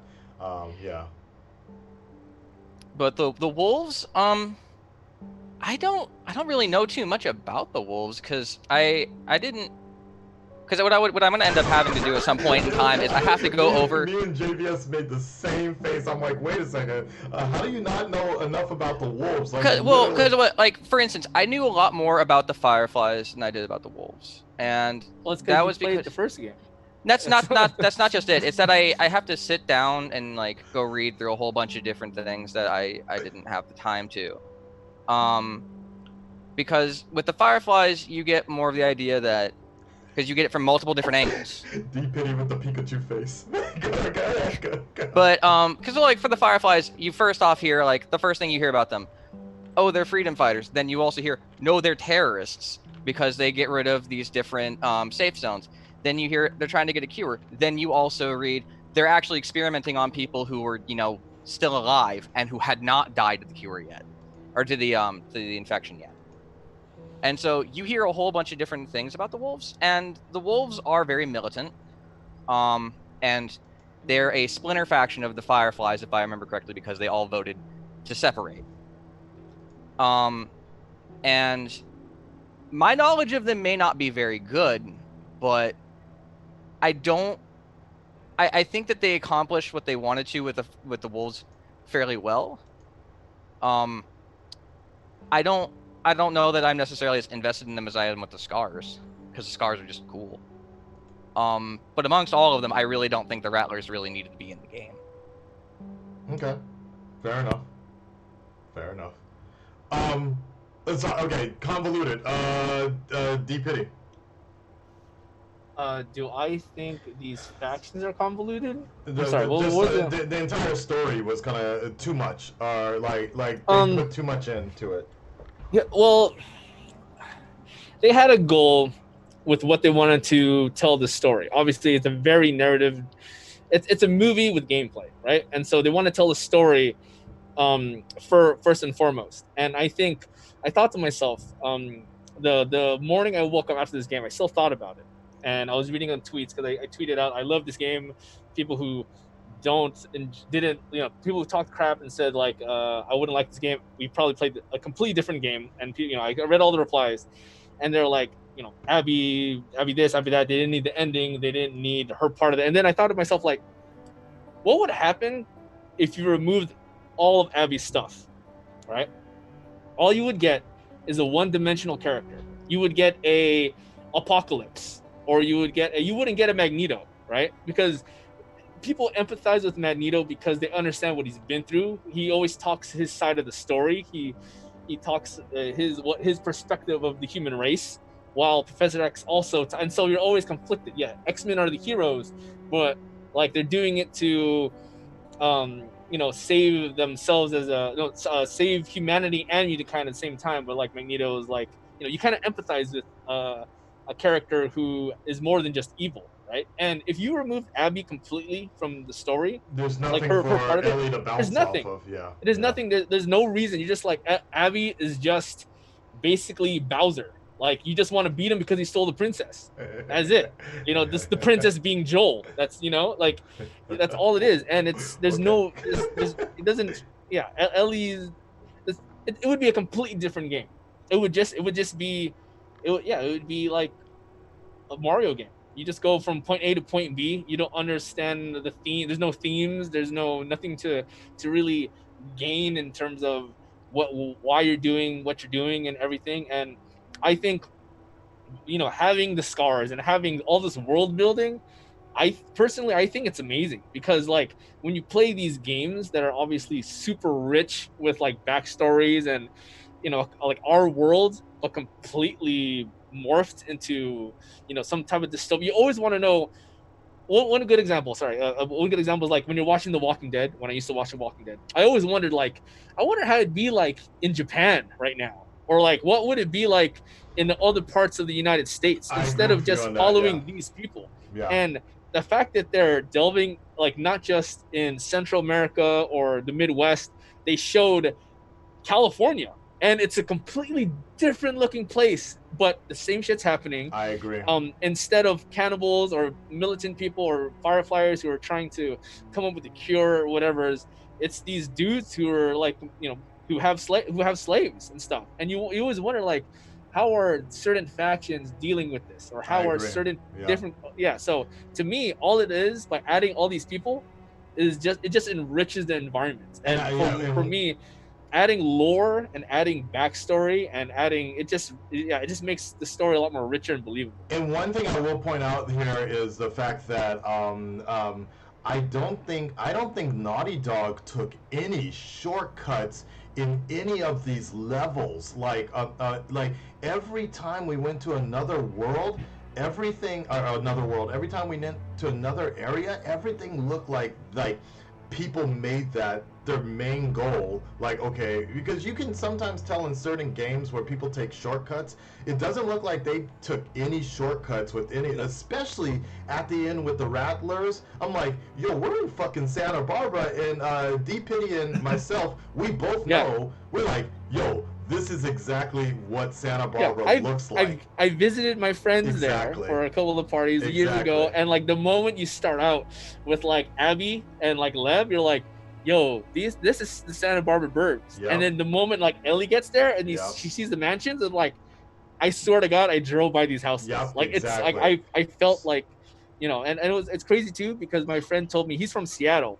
The moment he watched me stream, he's like, yo, that's the 5 freeway. There was this one area where like you're going to, that looks exactly like, it's crazy. And the biggest payoff for most Los Angeles people is at the end of the game, where when they open up that boat scene and like, yo, the moment, because Diddy and I both know that's fucking Catalina. Like, I used to go there I went there on an elementary school. You used to go there every year. Yeah, that ballroom. So anyways, welcome CJ to the chat.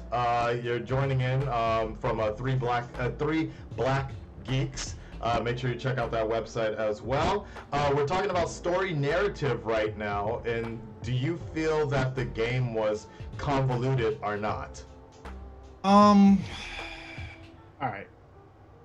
So for me, I think that the pacing was off. I think what threw me off was I didn't inherently have a problem with them like starting off like the first hour, boom, Joel gets killed, and I'm like, okay, all right, cool. And then like you start off with Ellie. And what kind of threw me off is that when you get to that point at the movie theater where Ellie and Abby had a confrontation, the game just slams on the brake and was like, all right, now we're going to go back.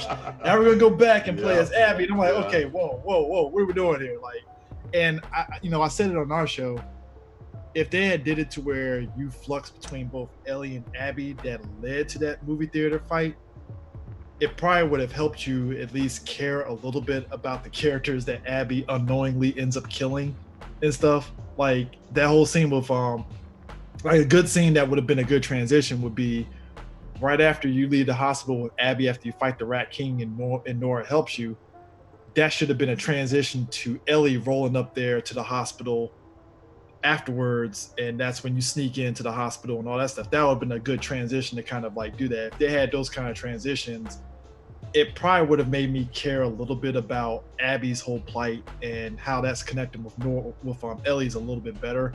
But once you when they hit that brakes and then it goes back to Abby, it's like, okay, what's going on here? And then that whole thing with her playing catch with the dog, and I'm like, oh, that's the dog Ellie killed. Okay, like that's like one of 8 dogs I've killed in the game. I'm not really feeling much of anything on it. So really, see, I would disagree. Like certain points about playing the Abby, like where I agree with you in the fact that I hated the fact that they slammed the brakes at the end of it. I understood why they did it, because I did not. Again, it was tiring, and it took me 4 days to get through Abby's. It took me 4 days, 4 streams to get through 3 days of Abby, just because I was tired of it. But at the same time, I really appreciated the fact that every time we saw a scene, when you saw Nora, you're like, yo, this is the last time that she probably sees Nora, because soon after, Ellie's about to kill her. She leaves. Ellie is there and just bam. Yeah. The same thing with the dog, and I was like, yo, that's the fucking dog that Ellie. I know the dog didn't really hit me. It like the other people I get and stuff, because it is kind of like I said, as much as I understood their whole thing with trying to do the Abby and Owen thing because of their tension and stuff. Messy as Owen is as a character, dear God, that dude is messy as hell. I mean, it's like, how you gonna have a baby mama and then be like, Right. no, I'm gonna hook up with Abby. I was like, man, that's He's a jerk. We can make that. I was like, bro, Jerk. it's like, bro, you are messy. But you know what? I would say I was more interested. If anything, lowest of low key, all the paperwork that you were getting to get kind of like details from people's perspective of Those were cool, yeah. the Wolves' rise to power and also the Seraphites' rise to power. I was more interested, like, yo, I want to see how that fight on the island ended, because like both sides lost leaders on both ends. So like, where do these two factions end up once that all like burned down? Huh. Okay. JVS. Yeah, so going back to the convoluted aspect, Right. or even just talking about the factions, for me, I didn't have a problem with the factions. I thought the Seraphites or the Scars were very fascinating. They ritualistically, strung up their people, disemboweled them, and they sacrificed them, and then they worshiped this. They were just terrifying. Like, they were legit terrifying characters, as well as their motivations for what they were doing, who they actually worshiped. Then with the Wolves, I thought that was a really interesting twist, because you had certain inbreded people that came from like the Fireflies and different other factions that are kind of trying to take control, and you get like the person character, Isaac Dixon, that's played by Jeffrey Wright. He did a great job as far as voice acting, but it was kind of like he was fleeting as far as a character, because I didn't know, if you didn't read the actual notes in the context of how crazy he actually was, you wouldn't know. Like, if you just kind of brush through all those different moments with Abby, you were gonna miss a lot of character details. Now, as far as the other factions, I felt like a lot of this was a lot of setup, bro. And I hate to theorize a lot, but even like the Rattlers, and then the last part, it was kind of like, it feels like a lot of exposition to set up something more. You know what I'm saying? Even like when I'm sitting there watching the fight going on in the back forward, like, that was one of the coolest gameplay moments. I'm not gonna lie to you, like, dude, going through that moment, like, I was freaking out. And like, when I had to fight that last dude with the hammer, bro, like, I was like, I'm about to die. Like, my character is about to legit after getting hit multiple times. Like, this doesn't make sense. Wait, which one? Which fight? So you remember when you were going through and you finally were trying to get Liv out, everything was on fire. Like, there's this black guy that comes up with the hammer, and like, he was going for your whole life. Apparently but I'm saying all that. I thought he was black too, but yeah, he was just dirty. Hey man, look, Dude, it's 2020. Come on. I legit commented on my stream. I'm like, yo, I don't know how I feel about killing this black man, and everybody in the street, dude, he's not black. He's just he's got soot all over him. Look closely. I was like, oh shit, okay. I thought he was black too. I was like, man, this black dude is tough. And I'm like, I now assumed it was a black like, dude. oh yeah. All right. But I mean, to get back to, if I had any kind of issues with it, I think that some of the exposition kind of left me a little fleeting with certain aspects of the back half of the game, because I was kind of like, when I got to the Rattlers, I'm like, I'm just gonna mow through these dudes, and it was just a lot. It was just exhausting at certain levels. But I think that was the whole point behind it. And at the moment that Abby and Liv got to the station area, and they were on the radio talking to these Fireflies, I was like, 200 Fireflies, like this offshoot like island, this dome. I was kind of like, yo, this is all set up, bro. Like, the whole point of all this is to get us to somewhere else. And so I get why we spent as much time with Abby as we did. But I think that I can see where certain gamers would have been taken out of it if they didn't already have prior, issues with the leaks and the investments. They were already going to be taken out. I'm like, why do I care about a third game at this point? Or why do I care about your setup for this? So I get that. And the exposition can be fleeting with that. But when I saw that last image, I don't know if you guys saw after the credits where the transition changes, where you got like the boat on the island where the dome is. And I was like, so Abby made it there. And I was like, oh, this is about to go. I was so excited.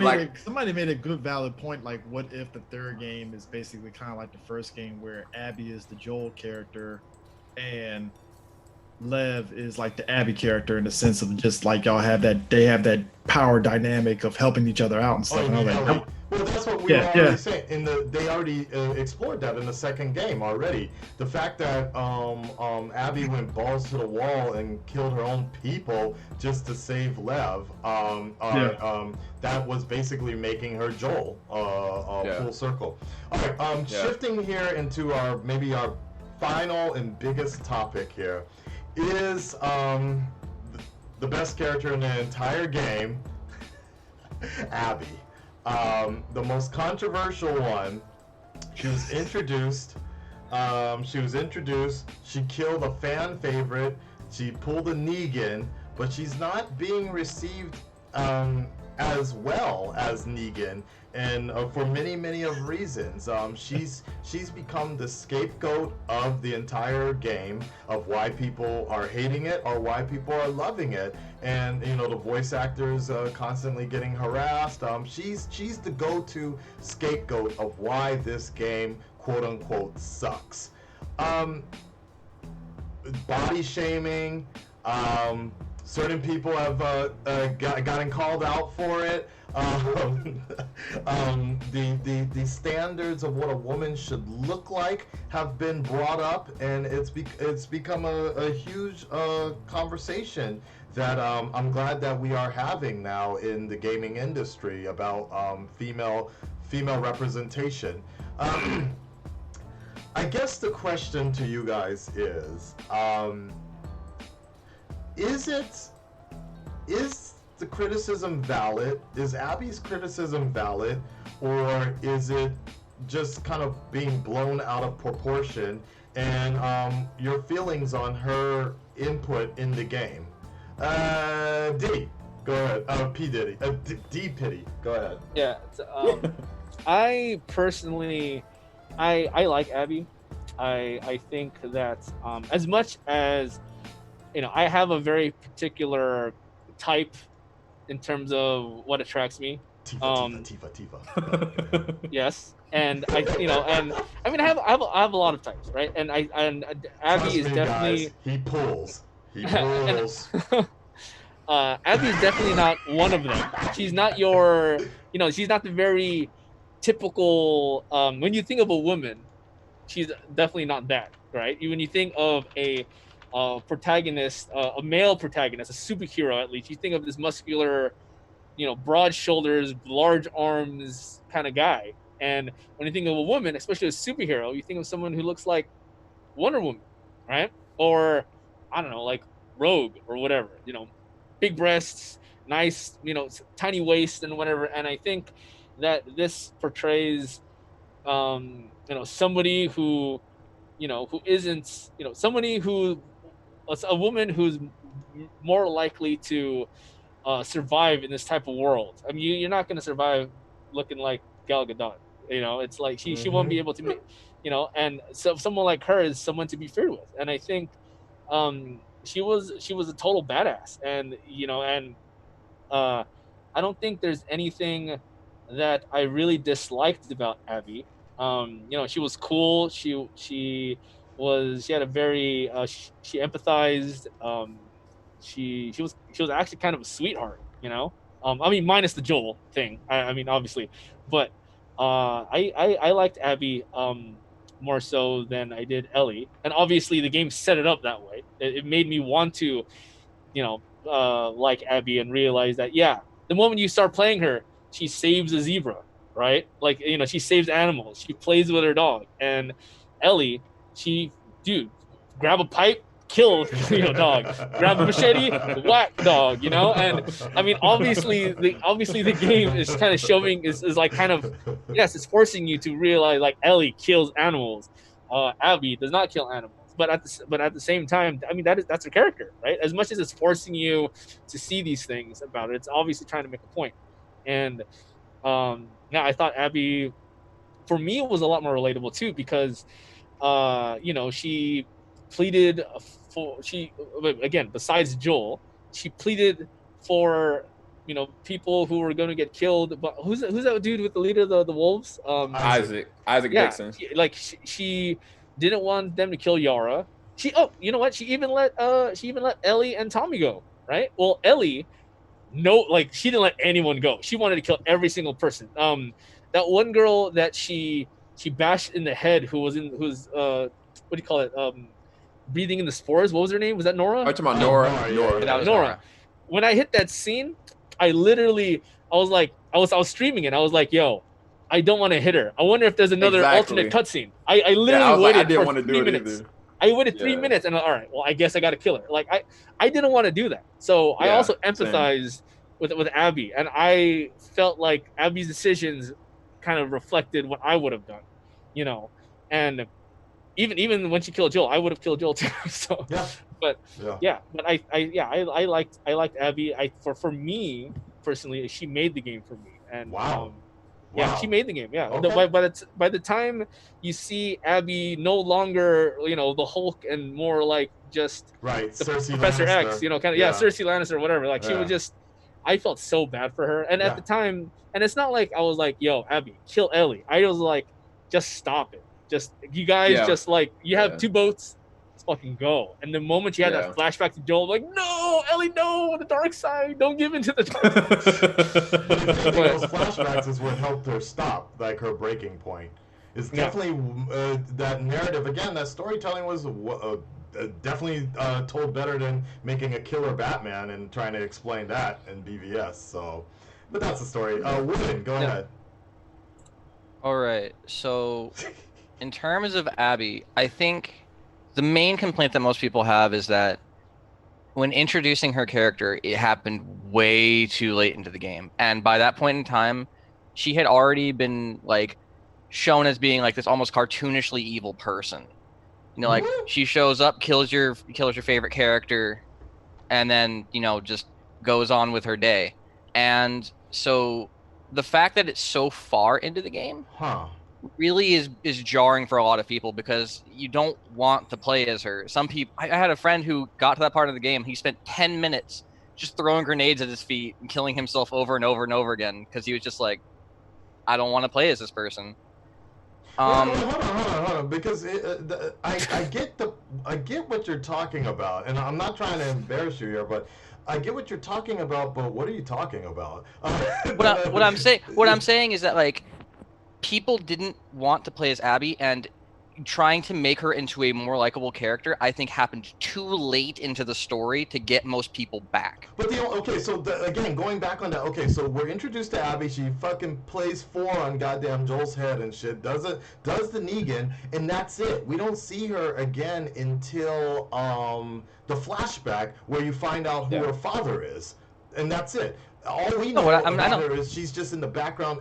You're left as Ellie, emotionally upset and frustrated, and wondering who the fuck is Abby, and trying to hunt her down. And it isn't until you get to that the flashback that you play as you run into her at the movie theater, and she's like, we spared your lives and you threw it away. And I'm like, wait, why is she so important? Why does she care so much that she spared them? And then it jumps into the flashback and we find out exactly who Abby is. Yeah, but what I'm saying is that for most people, because you have an idea in your head of who Abby is, and it's like, basically, this bitch shows up, has golf clubs, and decides, well, I got to see if these things work. And the problem is that it happens too late for most people, that they can look at the character and say, like, if they had told me immediately after that, who is Abby? Why did she do these things? That could have been, to me, that would have been salvageable. But the fact that it was so late into the thing and that she just killed another character right before that, it gets to the part where it's straining, where it's just like, but do I really care about her? And it's like, I really don't. And then it's like, spend the next 10 hours with her. I completely disagree with you on that, because I completely agreed with. I completely cared about her and why she did what she did after that. Yeah, go ahead, Diddy. So, just one of the main themes of Last of Us as a franchise, and not 2 and 1, is just how morally gray everyone's decisions are, and how morally gray you can perceive somebody, right? And so, you know, after Joel did his thing at the end of Last of Us 1, you're like, would I have done the same thing? was he wrong or whatever? I mean, people have their yeses and nos and what they personally think would be a better choice, but it's gray, right? And when Abby kills Joel, you're like, fuck Abby. Well, most people, I thought it was cool, but most people are like, yeah, fuck Abby. And then when she kills Jesse, you're like, fuck Abby again. And then when you finally get to Abby's, when you get to her point of view, you're like, fuck Abby? Maybe? Like I wonder what was her motivation? Like now I get to see what she's been through, and that's the point. That's the whole point of the game. Like, I mean, the main theme of the game is like, were their actions warranted? Were they right? Were they wrong? Like at the end of some people were like, yeah, if you were in Ellie's shoes, would you have went after Abby? Some people would have been like, yeah, they killed my, some people are just full of hatred. They want to kind of, or maybe they want to go over there and talk things out, or maybe they want to like go over there and just, and I realized it at the point where she was about to kill Abby and she couldn't do it. I think the game kind of tests you. And I think the reason why this game is so discussed, even the first one, this franchise is so discussed upon, is because everyone's wondering, like, is this game good or bad? But it's more like, do you like Abby? Like, was she a piece of shit, or was she like, was she an angel brought, like a hulking angel brought from God to smite Joel? Or I'll be honest with you. I think a lot of it comes from like people's perception of what they thought of Joel at the end of the first game, because it's like, okay, that's fair. Because like Joel, we sit there and think, okay, he saved Abby because he didn't want a second daughter gone, right? Yeah. But didn't we forget, it's like, he did murder like 12 Fireflies to get to that point, and then kill some other people. So, and a doctor potentially millions of other people that could have been saved by a potential vaccine. Right. I mean, and a doctor that he probably could have just shot in the leg and then took Abby and kept it moving, but he just killed the dude outright. And I'm like, damn, like, did you have to kill the guy? Like, well, he did pull a knife on him. A scalpel, dude. Like, he pulled a scalpel's still gonna cut. Joel had a shotgun. He had a AK-47 or like some type of assault rifle. I'm thinking in my head, but like, he had a brick. I think it would have been a different thing. Like, imagine if they had like a 4K rendering of the events of the very last, like not showing like the aftermath of like all the dead bodies, but actually showing Joel systematically killing these Fireflies to get to Ellie. They did. I think that people would have had a difference of perception if they had been reminded of that.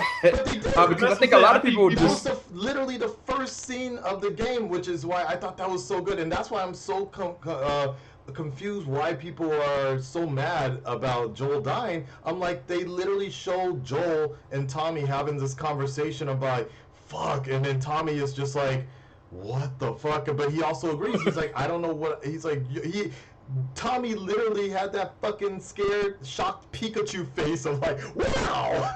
Yeah, that's right. I'm actually gonna have to back up JVS on it though, because they showed the dead bodies. They didn't show him killing them. So I do actually think that if they showed the killing part, that would get more. Doctor. Because they showed him killing the doctor, but not the Fireflies. I'm saying that if they showed, because they just showed that there were dead bodies and there was blood on the ground. So I do agree that they could have shown them actually killing them if they wanted to set him up as more of like, look at this awful thing he did. Yeah, but I think that the is not awful enough.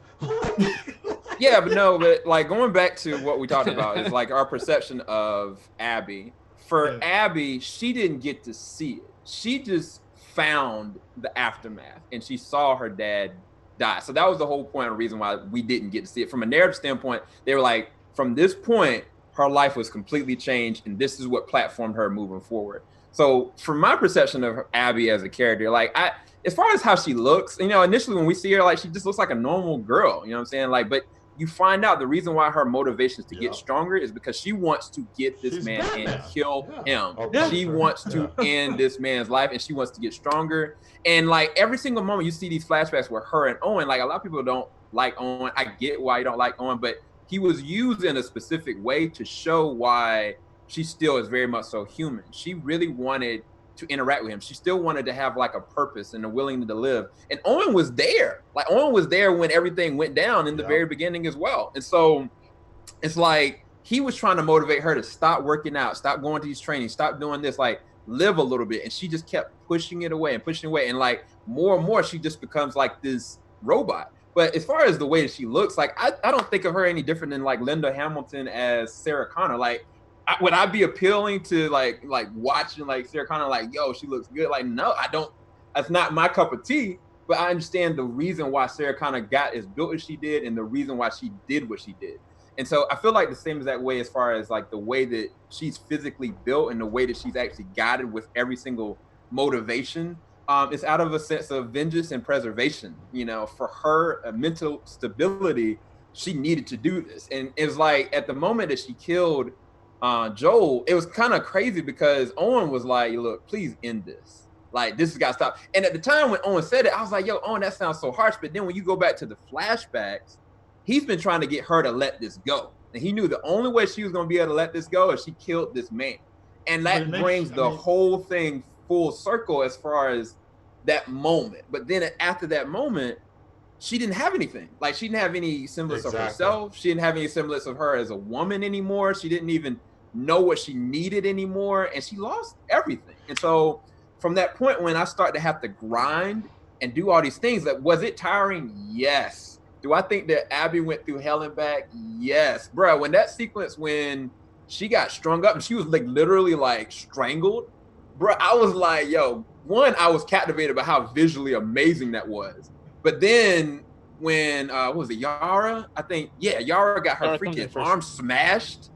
And like, I was like, yo, I got to protect these people, man. Like, I was like, she's the only reason why I'm still alive. And so then when they were dead and I get like swamped by all these different things, I didn't have a gun, I didn't have a weapon or nothing. I'm sitting there using my fist. I was like, let's go, Abby. Like, I was ready, you know, to maneuver through this whole game with Abby if needed be. But as far as like my thoughts on her, I think that she was a make or break for me in this game. If she wasn't a big pivotal part of this game, I don't think I would have had as much emotional resonance as I did moving forward. It wasn't even so much like I connected with, because I could empathize. I could empathize from Ellie's perspective. Going back to the first game, everything she went through, the reason why Ellie is the way she is now is from everything she went through. The consequences of what Joel did, the things that she went through, the themes that she went through brought her to the decisions that she made. But that still doesn't change the fact that Ellie, you know, killed a pregnant woman. I mean, she killed a couple innocent people.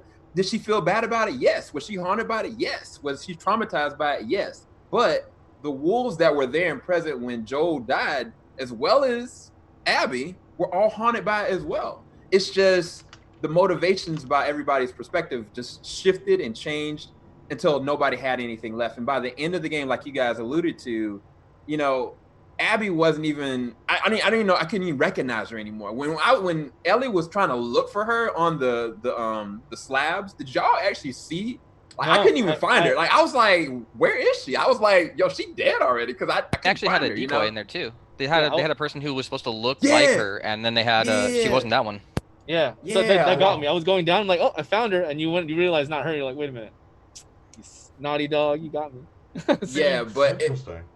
But then when that moment happened, though, and I was like, I was Ellie, I was like, you know, Ellie, you could really just leave her up there. And I mean, the problem that I had with Abby, it's not really a problem, but it's a flaw in the character. The issue was when she killed Joel, she's actually a good person. She should have killed Tommy and she should have killed Ellie. Mm-hmm. If she would have done that, her friends wouldn't have died and she wouldn't be in the place that she was in right now. And the second time, when she went and like she was about to kill Dina at the theater or whatever, and Liv was like, you really about to kill this pregnant woman right now? And she was like, you know what, go. If she would have never did that, you know, they would have never came back for her again. The difference is the second time it actually saved her life, because if Ellie hadn't come, she would have never gotten off that slab. But I'm saying that she's a flawed person because she actually had a heart. She had a heart to let people go or put herself out on the line for other people. Just like, you know, when she put herself out on the line for Liv and Yara in front of Isaac. And I was like, yo, I'm about to shoot you. You got to move. And she wasn't going to do it. Like, that's a part of her character. That's part of her core character I can appreciate, you know, but at the same time, it's difficult to kind of CJ, bypass that for different people. Are your hormones functioning properly? What do you feel about Abby? I mean, I think the character model kind of threw me off a little bit. Because I think, kind of like I said, when I streamed, I made my joke. I'm like, well, clearly she's been taking her creatine. Clearly she's been, hitting the gym and she's been doing her thing. But like I think my initial, I remember when they showed that trailer for the game a while back, and it was that scene with her being hung. I remember that people were fan theorizing that was Ellie's mom, and I'm like, really? What? All right, I guess. I mean, that was a theory that was going around on the internet at the time. And I'm like, all right, guys, I guess. I don't know if that's her mom, but sure. The way people are overreacting, making videos, I literally thought Abby had a dick. Like, the way the way people were hating on her, I literally, when it came time for that sex scene, I thought it was going to be the scene from the Crying Game, and fucking nothing. I was like, oh, she don't have a dick. Okay, I don't. This goes to show. I knew yeah. when I saw the leaks on Reddit, and the way people were making all the trans jokes, and I was like, did they do that? And then I played the game. I'm like, I don't see a speck of any. What the hell happened? And it's like, I got lied to. And that's why I was like, I shouldn't. So you were disappointed, you were saying? It was more so like. That's what you were waiting for. But it was more so the dick makes it better, obviously. No, it was just more so like for everybody that overblew it, it was like. Poor choice of words, yeah, but okay. Yeah, they just. That's a terrible choice of words. I mean, whatever. It's just, I just, it just kind of threw me off, and it was just like, man, people really overreacted and stuff. But I didn't feel one way or the other about Abby and stuff. I thought she was fine. What I thought was interesting more so was like her finding out that she really didn't have the same mentality that you thought, like Isaac did in terms of like killing and all that stuff. And I thought that was interesting because again, it lines up with all the notes that you pick up from Ellie about the wolves, and that there were people in the wolves that were really like, I don't know, we should be out here killing people like this, man. Number one star killer, yeah. It's like I'm not gonna sit there and cross Isaac, so I'll still do my job. But but Abby was like, nah, this is wrong. Like, okay, what are we doing? Did we get you wooden? I think we did, right? Yeah, you did. But I had another thing to say. Though I'm gonna say you don't cross Isaac. That man has a torture building. You don't when you have a torture building just set up for that, an entire apartment complex. We stay away from that man. He can do whatever he wants to.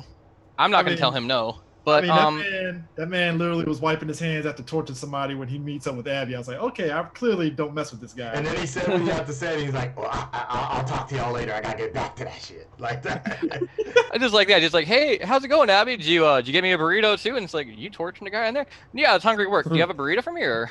Oh yeah. Do you what's it called? The thing I had kind of a problem with, because I don't know that it's gonna happen. The sex scene. No, I don't care about the sex scene. I thought it was weird, but I didn't really have too much of a problem with it. The thing that I didn't care for specifically is it feels like they're setting up for a third game. And they didn't do that with the first game at all. They made it like a one-off thing. Got it. Which is why the ending is the way the ending is. I'm gonna I'll definitely get into that. Did anybody have a problem with playing Abby against Ellie and vice versa? I thought it was tight. I didn't want to do the fight. I thought it was pointless. I was like, y'all need to stop this. I mean, look, Abby is somebody I'm playing through New Game Plus right now, and I fully got her powered up and stuff. I did not know she can go full-blown Wesker and just run up on people and just swift kick them in the face. I'm like, okay.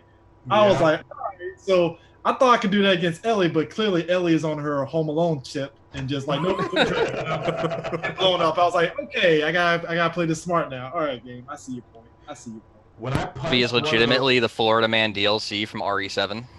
Yeah. There you go. When I could punch a fucking walker or zombie, whatever you want to call him, I legit punched a clicker and its head came off as Abby. I'm like, holy shit, this is great. All right, so this is going to be the final topic here is, as Wooden was just talking about, The Last of Us 3. Or the future of the Last of Us franchise here. It looks like they're leaving something open to it, and I think it's okay. Personally, I think I'm okay with that because I understand how with the first first game, you don't really know how it's gonna go, so they just. But wait. Actually, I disagree a little bit with what Wooden was saying. Is that they did leave room open for a sequel at the end of the first game, anyways, because you're just like, wait, what's happening next? Where are they gonna go and all that? So I think that they pretty much gave the same sort of feeling for the second game. If they need to, they're gonna do a third one if they don't want to. But personally, for me, what I would love to see from the franchise here is I want to see a sequel. I'm sorry, I want to see a prequel, maybe a prequel first. I want to see a prequel first of just showing the Joe and Tess smuggler runs. By the way, Tess died for nothing. People forget about that, but she legit died for nothing. She gave up her life so that Ellie could be delivered, but she died for nothing. I want to see a smuggler run type of story, those 20 years of just Joe and Tess. I want to see crazy ass Joel doing whatever he does, and him and Tommy, why him and Tommy kind of split up. What went down so bad that those two brothers went their separate ways. I want to see more sex scenes with Joel and Tess fucking while all the clickers are watching in the background like that and shit. That's the kind of prequel I want to see. And then for the sequel, I want in the beginning I don't really think I wanted to see Lev and Abby again. But when listening to you guys and listening about the Rattlers and whatever, you got a whole island full of fireflies.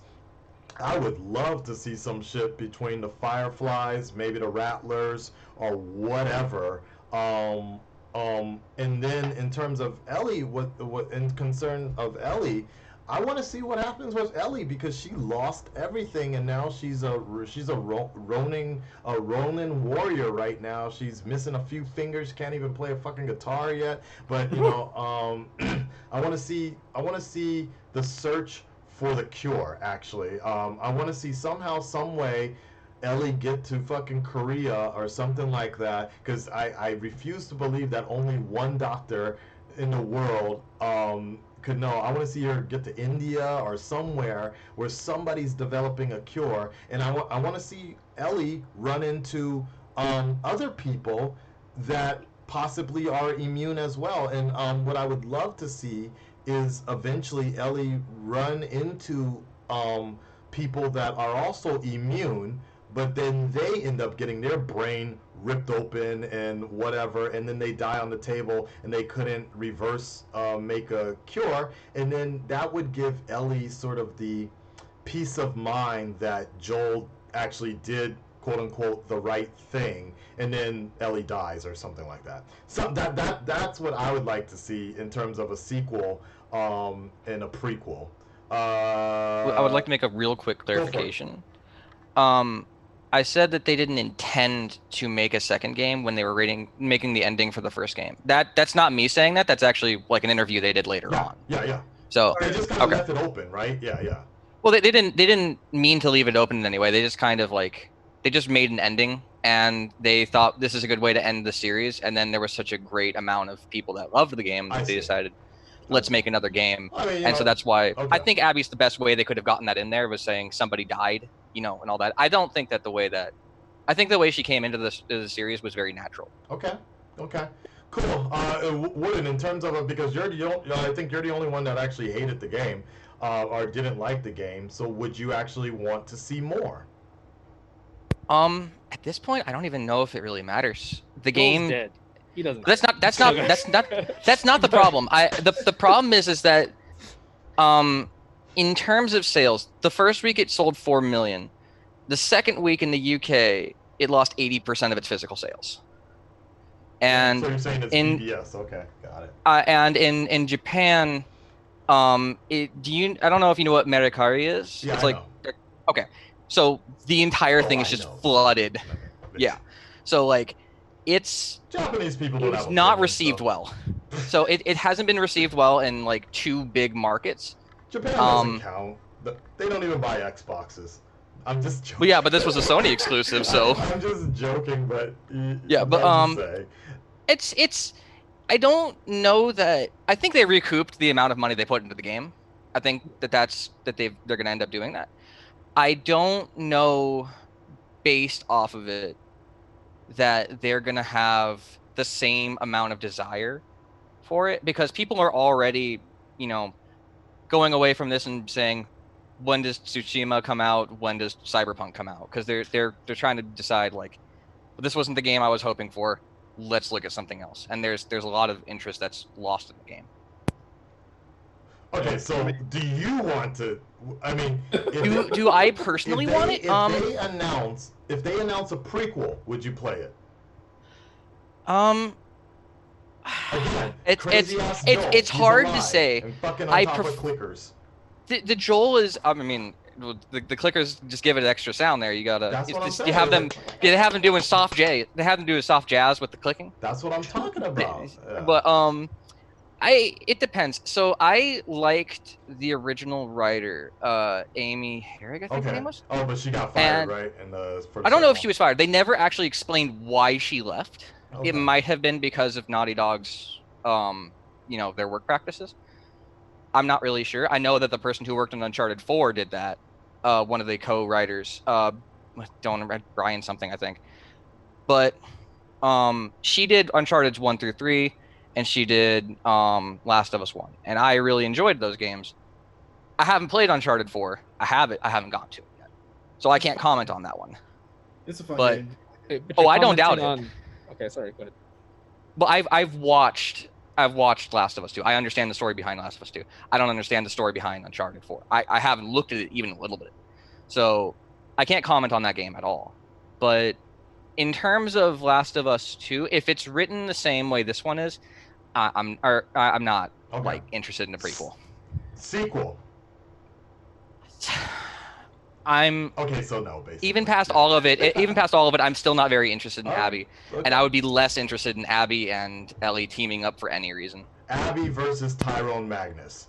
Who would buy that? That's what I'd like to see right then and there. In a push-up contest. That's going to be a mini game. All right, CJ.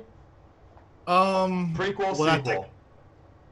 If they did a prequel, I would definitely like to follow Joel and how he went from losing his daughter and went down that drunken, crazed path of smuggling stuff. So that would actually be pretty interesting and just set up for the world, because one of the things I do hate about kind of like the dystopia of the world is we never see other countries. It's always just, United States is fucked up. I'm like, what about Canada? What about Europe and Australia?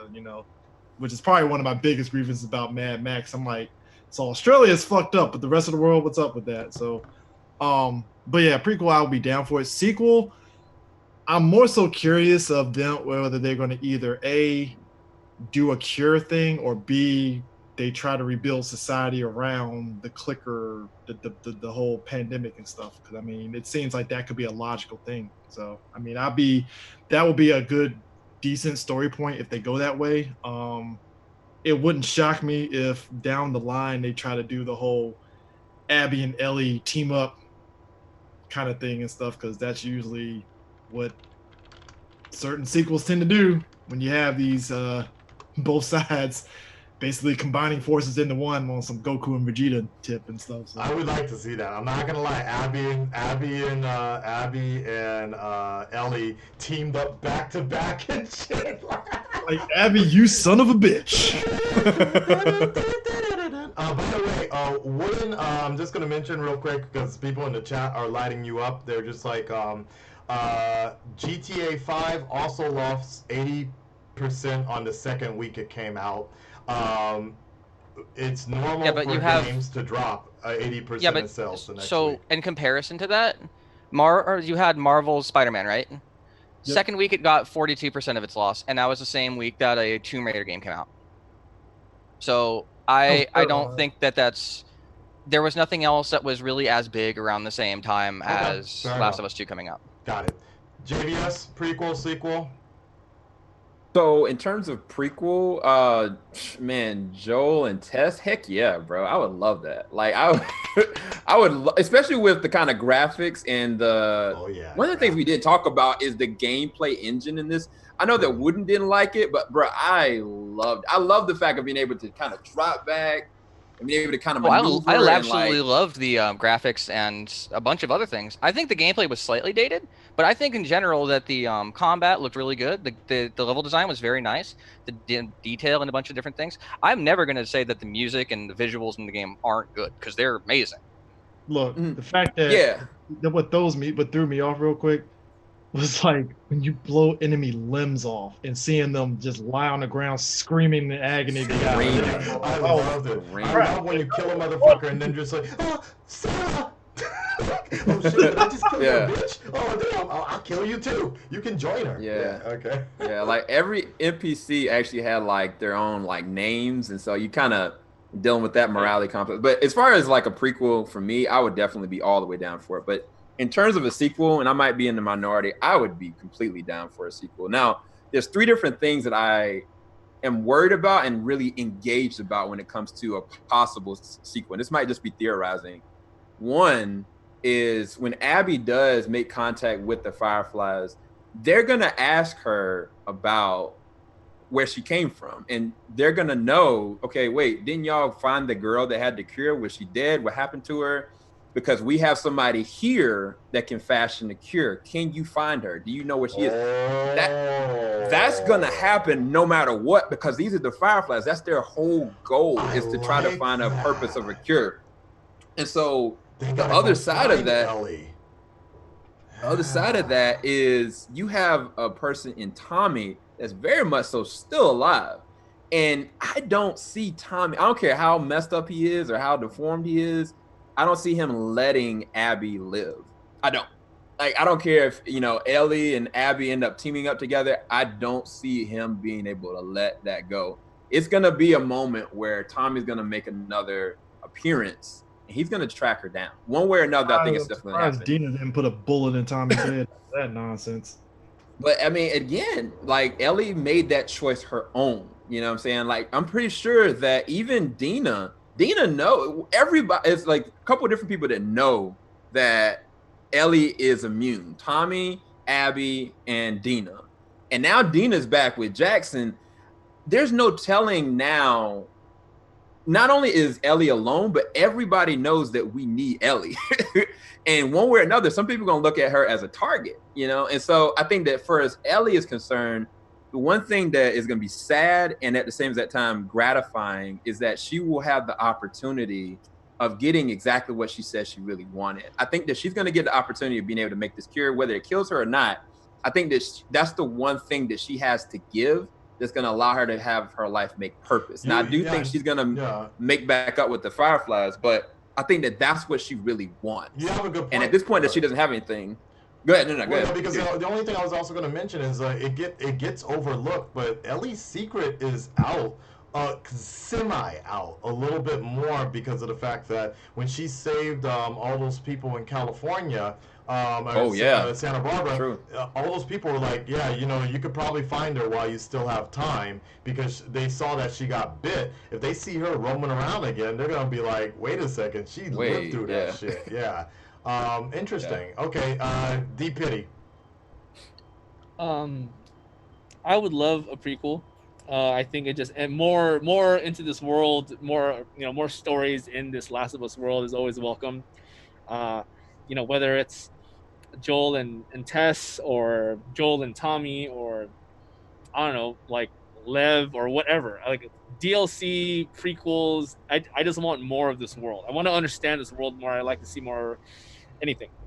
As for a sequel, pull-up challenge with Abby, just like they did in Final Fantasy. I'm just saying. Yeah. I think a sequel is needed in terms for, like, I just want to know, like, what's gonna happen to Abby. I want to know what's gonna happen to Ellie. Ellie has nothing left. Where is she gonna go? Before JVS talked about Abby telling the fire, I didn't even think about that until he mentioned it. But I assumed that they're gonna have they built Abby up as this character, a very, very important character in the second one. I don't think they're just gonna like not introduce her at all.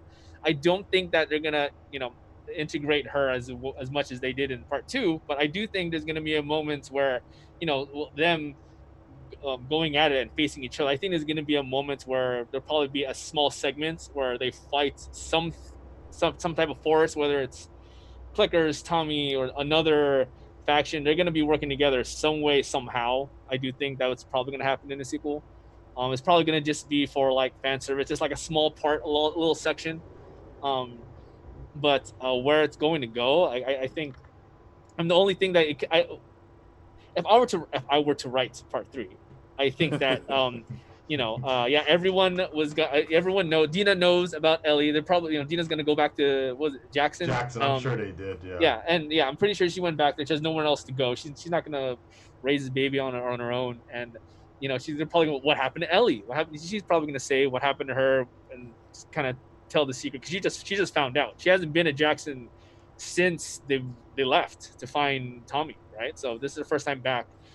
She's kind of shown that she's a big mouth. She likes to talk to people, so she's probably just going to tell everyone what Ellie is. And I think part 3 is going to end up being the search for the cure. I think people are going to be looking for Ellie, and you're going to be playing Ellie, and Ellie's going to be cool. She doesn't want anything to do with anything anymore. She thinks like there's no one to extract or whatever, and I Luke think Skywalker, basically. Yeah, she's gonna be Luke Skywalker. She's the chosen one. She literally is the chosen one. She's the one that's gonna save the world. Abby gonna be up there, just like Ray was.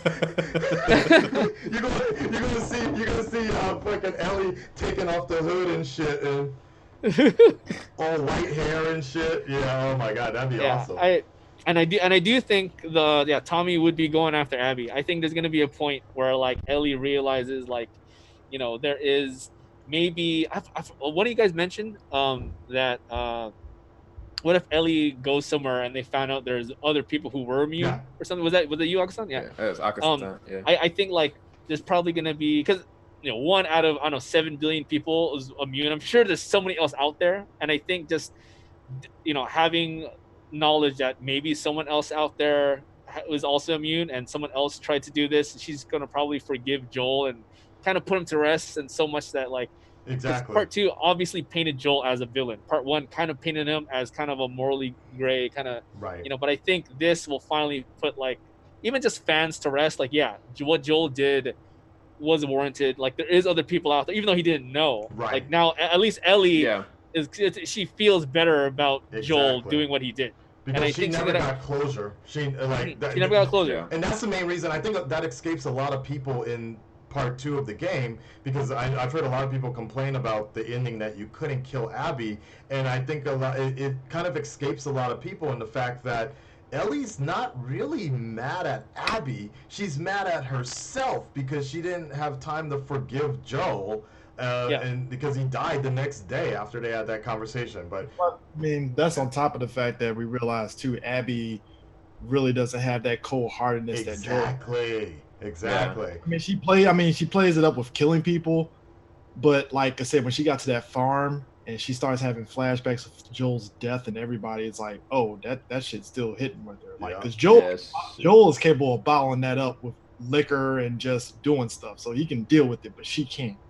Yeah, and one thing I'm gonna present to you guys, I don't know if you guys can agree with me or not. If hypothetically speaking, Ellie did kill Abby, she would have had to have killed Liv, because you can best believe Liv would have come for her whole life.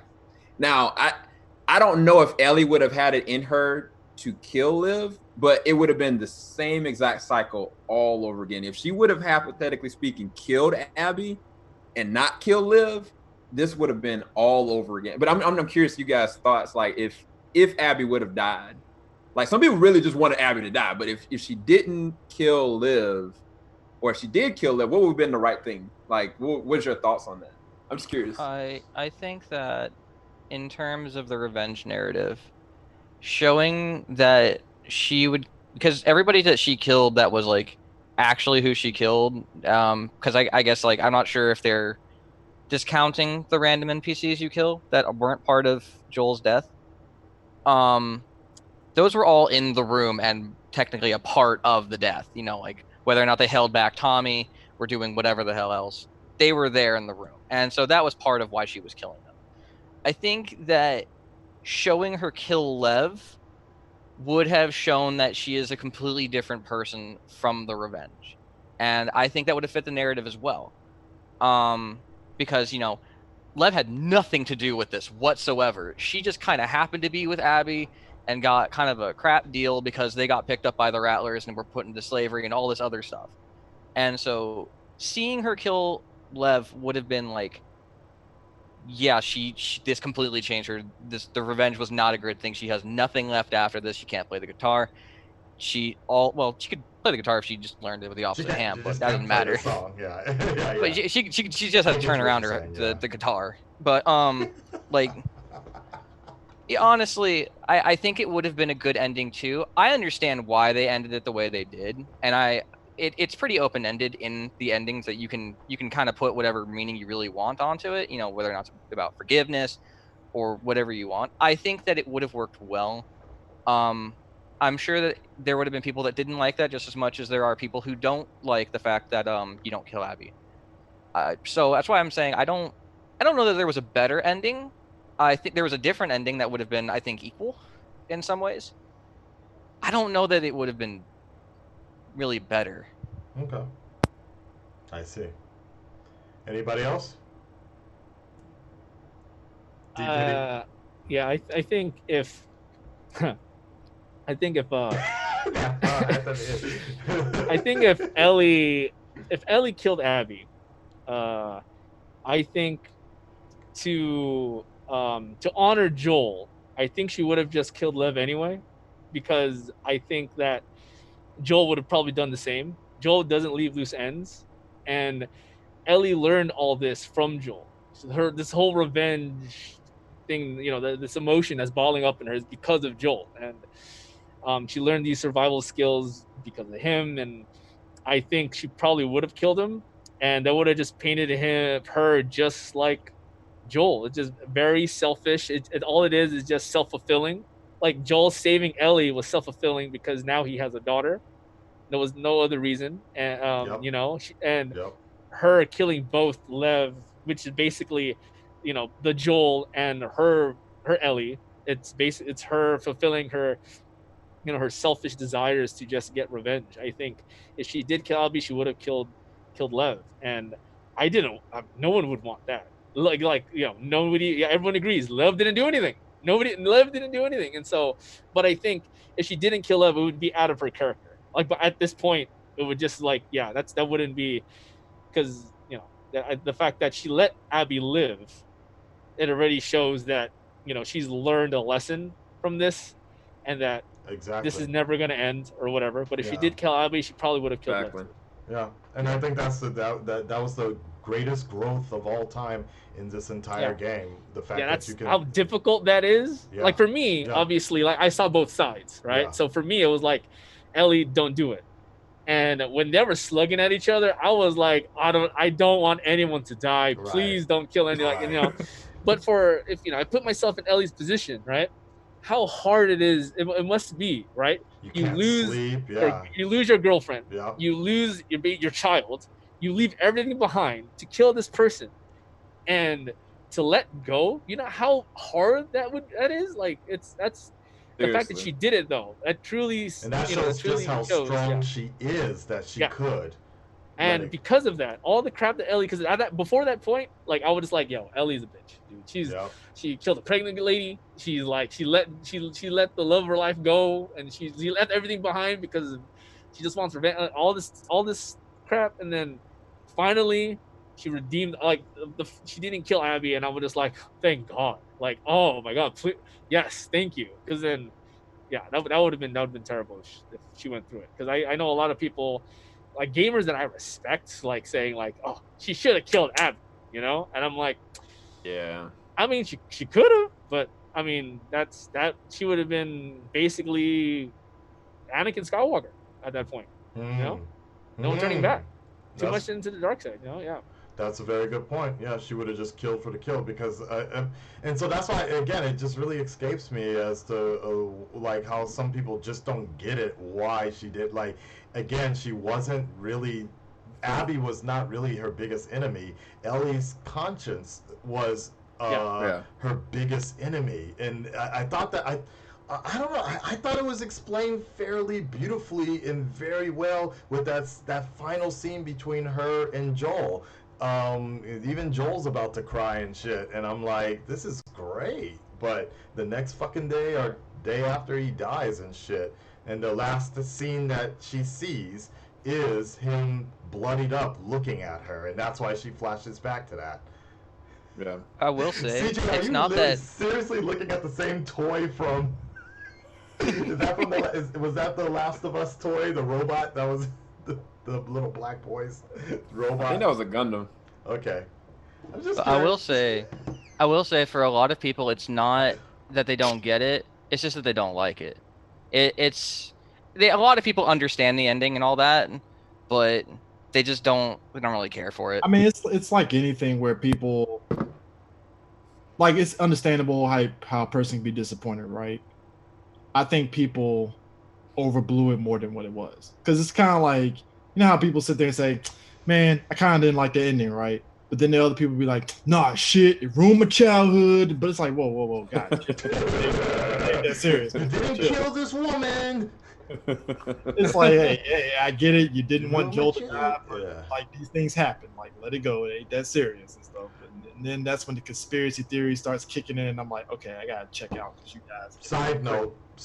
If Abby was able, and like if Abby was a man, not look like a man, but if Abby was a man, that was too easy. If Abby was a man and basically did the same story, do you think the hate would be as strong? If Abby was instead his name was Abel and did some biblical shit on Joel, Cain and Abel and shit, do you think people would be hating this game and hating the Abby character as much? Oh, they would hate. They would. The hate for Abel would have been on some Negan shit, like get this guy out of here, kill him, and Really? I think it would have been on some Negan stuff too. So I think it would have been like 50% of the population that did hate this would have been like, oh, well, it is what it is. Right. Like, you know, it's sad to say, but a lot of people's issue came, like I said, with those leaks, the way that Abby looks, the way that Abby is, Yep. the way that Scapegoat. Abby Yeah. had more compassion in certain instances Yep. and levity moments throughout the gameplay. Like their perception of it was slighted on so many different levels, and it's sad to say, but some people would have been like, you know what, like just like CJ said, like, yo, she's worse than Negan. But I think a good part of them, half of them would have been like, it's whatever. I don't know if I agree with it, but I don't think the hate would have been as extreme, which is sad. Yep. It really is sad, but yeah. I think whenever and this is not my opinion, this is just from what I've gathered from being a big cinephile and following movies and stuff. Whenever you have a woman in a power position, a lot of people tend to hate it, whether it's Rey or Yep. whether it's Harley Quinn or Captain a movie Marvel. that's Yeah. Captain Marvel. I feel like whenever you have a woman in a position where it's typically a male, people will bash on them without even. It's the same thing they'd what did they call it, review bomb, right? It's the Yeah. same thing where like people would just start spamming negative reviews. They would spew hate because that's not who I want to see as a hero. I want to see a guy. What do they call them? They call them Mary Sue. Mary Sue's, yeah. Yeah. And I think if it was Abel, I don't think it would get that much hate. If it was a buff male, they wouldn't call him anything really. If it was Right. if it was like a frail looking kind of guy, they wouldn't call him a trans. They wouldn't say anything. They would just be like, yeah, just some skinny dude killed Joel. They wouldn't call him anything. So I mean, people don't realize too that was those review bombs. I gotta be honest with you. I think that kind of contributed to the sales being where they were, because now it's like, oh, I'm kind of curious about this game now. I'm gonna go get this game and see what the big hoopla is about.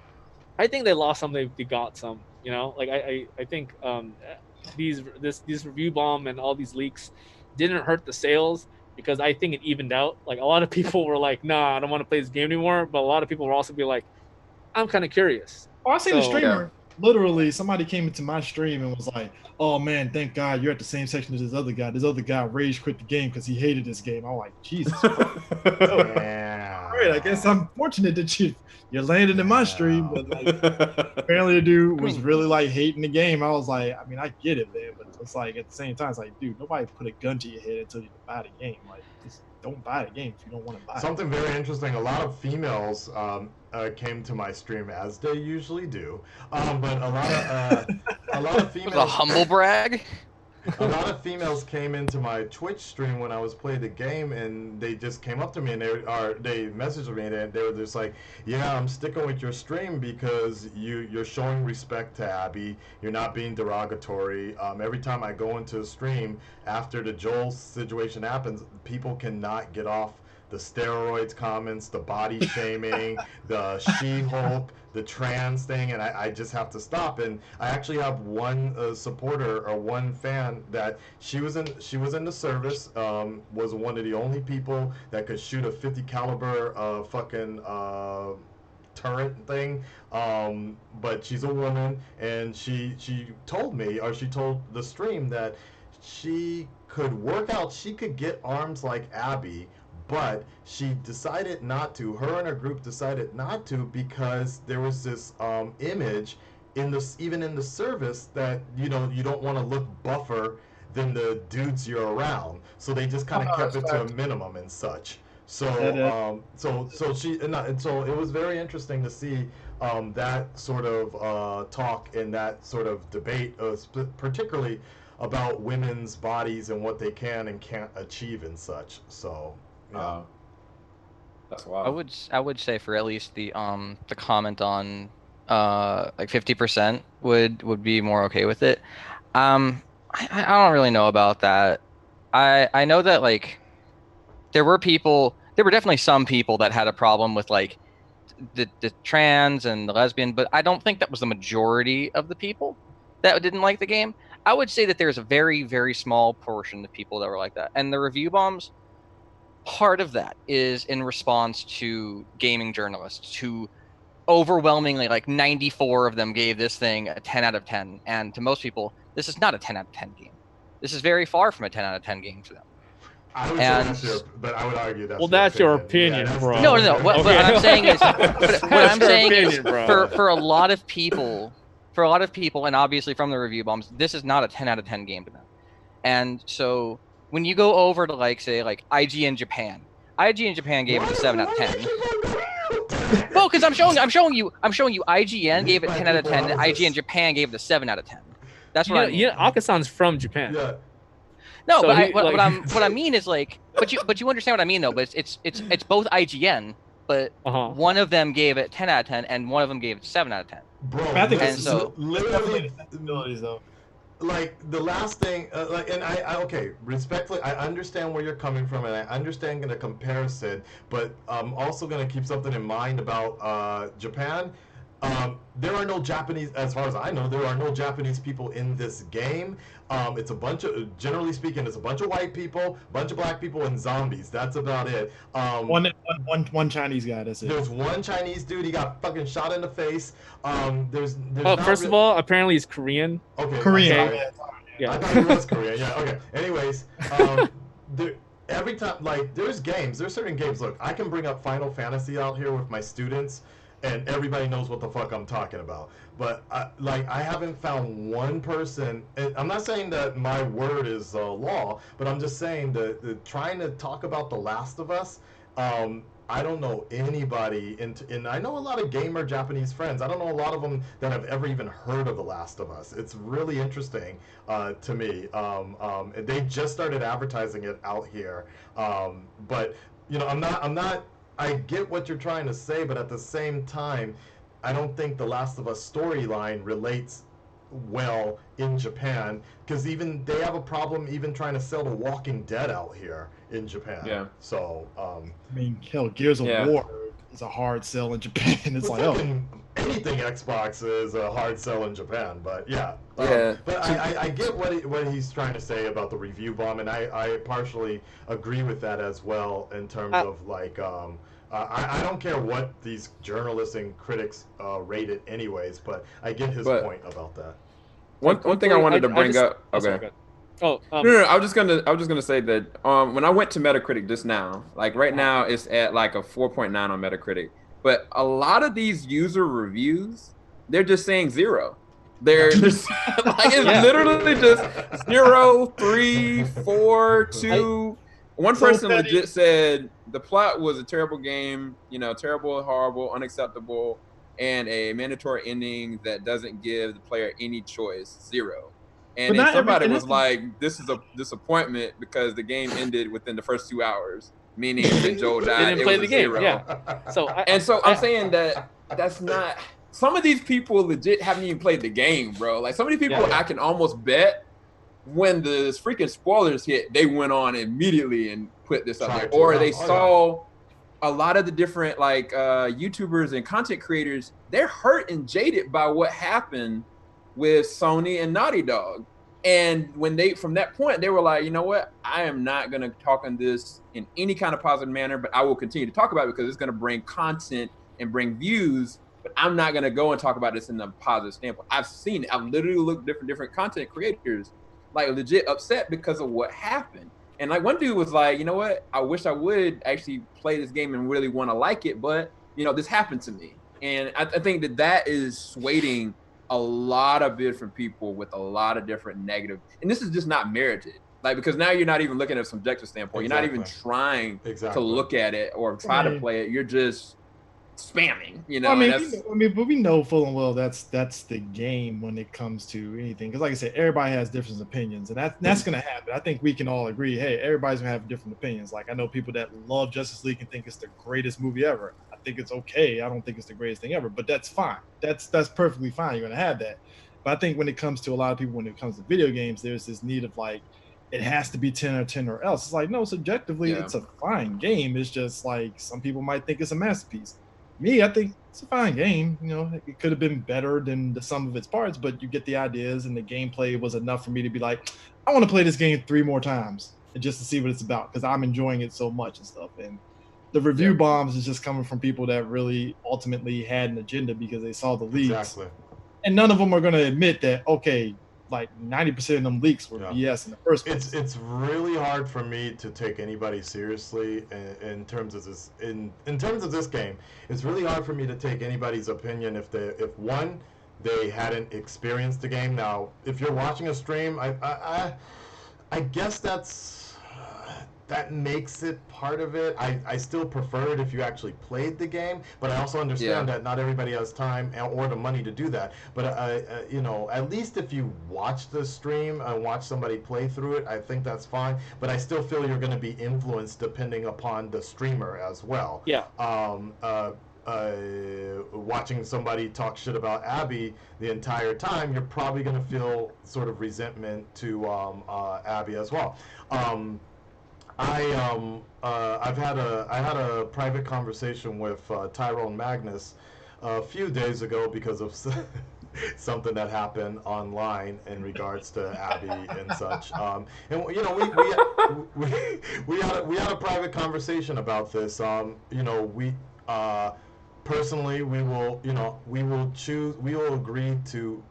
respectfully agree to disagree on a few things, but even listening to him, because I needed to watch his videos in full to understand where he was coming from. Even listening to him, I'm like, yeah, man, oh fuck Abby, I'm hearing that. But then I get back to reality and I'm like, wait a second, what is he talking about? Like that. But it is particularly his opinion, and I can see where that influence changes things. But the dude hasn't played the game, so that kind of invalidates it partially.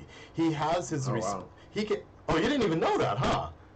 As many videos as he's made, he hasn't played the game. He just read the spoilers and he saw some of the cutscenes, and that's about it. Hey, man, he's getting them views, bro. He's getting them. So he knows what he's doing, and he's having fun. Like I said, we had a private conversation, and I'm not going to go into full details about it, but in the end, he's enjoying making the videos.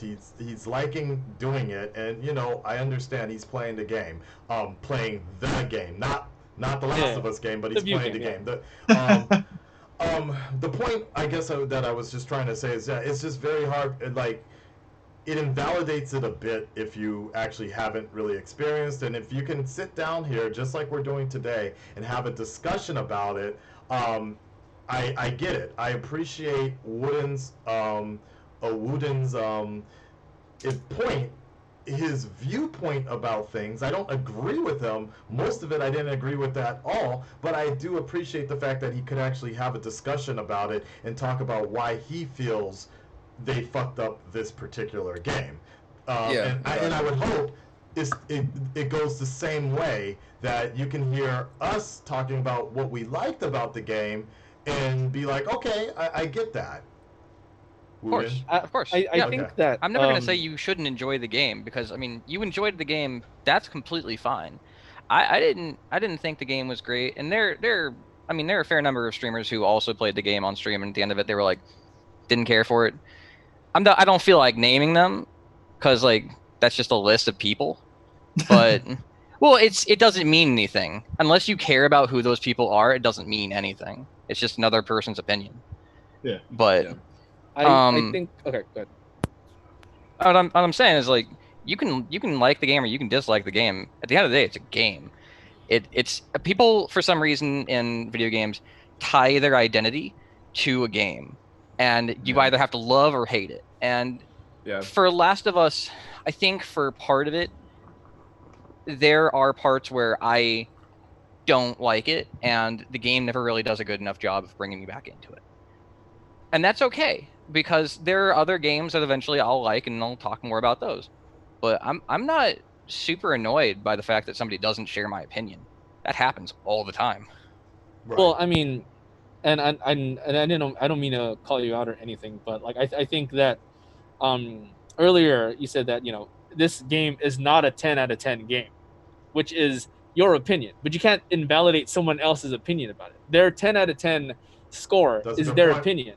So when you say that, like, because I would give this like a 9 or like 8.5 or something, right, out of 10, and that's my opinion.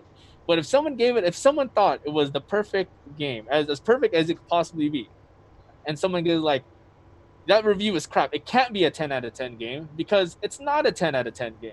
How is that, like, how are you, like, what you're saying then is like your opinion is wrong when opinions cannot be wrong. You know, this game can be viewed and played in different manners and different perspectives, and you know, and so when you say that no, this is not a 10 out of 10 game, well then okay, for you it's not, but for someone else this is a perfect game. Do I think it's a perfect game? It's not. Is it a good game? I think it's a great game. The storytelling, if anything, people are always saying like the gameplay and presentation is like the best thing and the story is crap. I think the story was amazing and the way it was told was a masterpiece. It's the gameplay that, I mean, the presentation is amazing, but the gameplay itself was the biggest flaw for me, because it was literally like mash square or mash L1 when you're in battle. And for me, that didn't bother me too much, because like I just kind of wanted to know what happened. I wanted to see the story unfold. And so but and also when I brought this up on my Twitter, it's when Aga-san say like if you don't play the game, it kind of invalidates your opinion about it in a way, because you can't truly review a game if you haven't played it. And I said on Twitter was for those who told me not to play The Last of Us 2 and said it was whack, WTF, I don't think we played the same game, LMAO. And then someone responded, that's because many of them likely didn't play it. Yep. And then somebody said, you do not have to play the game to review it. And I made an analogy. What? Yeah. Who And then said I made that? Blasphemy. I don't know. Yeah. So you do not have to play the game to review it. And I made the analogy. I have never played The Legend of Zelda Breath of the Wild. I give it a 1 out of 10 because I hate Link and Smash. That's like if you think that you do not have to play a game to review it, then I give Breath of the Wild, which is considered one of the greatest games ever, or it's amazing or whatever, you know. I haven't played it, but because Link is crap in Smash, he's a shitty character in Smash, therefore Breath of the Wild deserves a 1 out of 10. Bro, That's no, like- you know, that's like saying I gave Joker a fucking 1 out of 10. I didn't watch the movie, but I saw a YouTube video basically telling me the plot points of the story, and I read the spoilers, so therefore I don't like it. Actually, I take it a step further. That's like you reading the wiki of Joker and saying exactly. Yeah, exactly. I It's read like the you wiki of Joker, and I decided I didn't like it. Well, I mean, to be fair, I actually didn't like Breath of the Wild that much by the end of the game because that I mean, negative difficulty curve, man. I mean, Um, sure. But to me, objectively, there is no 10 out of 10 game because that would imply it's perfect in like every way. And there are people that disagree with that, and that's fine. The reason why people didn't like, the game journalists doing that is because you'll occasionally see like, what was it? I think it was like Vice and Polygon and Kotaku gave unscored reviews of the game where they were extremely critical of it. And I think in one case it was for Vice, they actually got called up by Sony asking them to clarify their position on it, which I've never heard of that's for not that. shocking. That's not shocking at all because it kind of because I remember a lot of people were kind of saying a lot of companies they feel some sort of way about not getting a score or something like that, right? And it's like, damn, like does it matter if people are saying that hey your game is good? What does it matter if they get a score? But then you start realizing it plays into the marketing, like blah blah blah. I gave it a 9 out of 10, and and all this. I guarantee you, the guy who did that review, he's never gonna get another copy. Like he's never gonna get another review copy from them again. So this is why I don't know why are people it's so serious, like uptight about this shit because like I don't. This is an argument that will never end. But like, why do people care what fucking the reviews are? Just go see it. Like when the fucking Snyder movies come out, all I ever hear is don't listen to the critics, don't listen to the reviews. The reviews don't matter. Now suddenly, when a game is getting a bunch of good reviews and it doesn't agree with you, now it like people are saying, oh, they're fucking paid. It's like, because because before it was the fans being disserviced. I mean, before it was the fan. Yeah, it's the opposite. So like when it's bad news, the fans go crazy, and then when it's good and fans don't want it to do good, it's mob mentality. I only saw one thing out of it that I understood, and it was the fact that a lot of reviewers couldn't talk about the game fully when they reviewed it. And I was like, well, that is a bit unfair because you're not given. I know you can't spoil it, but at the same time, it does kind of diminish how you go about like really talking about the game fully and stuff. So you always get a lot of reviewers that put out their initial score, and then they'll revisit the game like after a couple of weeks and give it a different score. Yeah, I find whenever someone changes a score after replaying it, they started getting opinions because they don't want to sound like. I feel like to get an honest review and opinion about everyone's, I feel like there's no reviews, no nothing. I feel like somebody will get the game, lock yourself in a room, play that game until you're done, and then come out into the world and just say your opinion, write it down, and have it. You cannot edit that. Just no influence, no whatever. And I do feel like if everyone did that with this game, which is impossible, but if everyone did it with this game, it would shift more positive than negative. That would be interesting. Actually, I would like to see like they should have certifiable like I don't know, like people that have to go through a screening test or something, and you get certified that you were in an isolation fucking chamber for the last 3 months or something, and have no information. And another thing about scores and perfect scores, just because someone gives it a 10 out of 10 doesn't mean it's perfect. They just give it the highest rating because it's like if nothing is perfect, and everyone knows you can't have anything that is perfect. What is does that mean everyone has to just give it a 4 out of 5 or a 9 out of 10? What was the point of having that higher number? Just rate it, like if you think it's a really good game, might as well just give it a perfect score. It doesn't mean the game is perfect. I never liked the numbers or the grading system like that because you can have legit critiques about something. And I think it's much better just to read I read one review about The Last of Us before I played the game because I didn't want to get too deep into it, and the one critique I saw was they said it's a good game but it just feels like the characters are totally different than the first game. They're like a shadow of themselves, and I was like, okay, cool. Then I played a game. I'm like, yeah, it's absolutely true. That's why, but there's a reason for that. There's been time jumps. All right, let's wrap this up here because it's getting late for everybody, and I still want to stream some games or something on Twitch. Final thoughts on what you feel about just in general this entire discussion. Final thoughts. CJ, go ahead.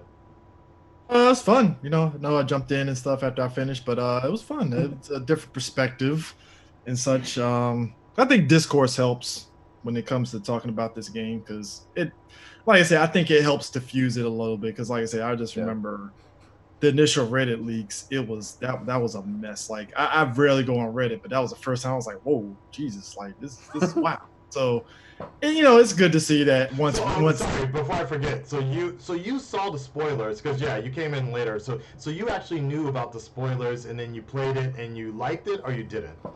Oh no, I liked it and stuff because I knew. Because I mean, I've seen spoilers leaked online before, but like I always take it with a grain of salt because 9 times out of 10, a good chunk of it, 75% of it, usually turns out to be BS. Which that's what happened with this game in that case. And I was like, I figured a lot of this was BS because there's no look. I've seen bad writing, but there was no way you're gonna tell me that this Naughty Dog's gonna do something like this. It's like, come on, like stop. So I mean, but like I said, I like the discourse. I like the conversation and stuff. It's definitely a lot of perspectives and stuff, and I enjoy it. So yeah. Cool. JVS?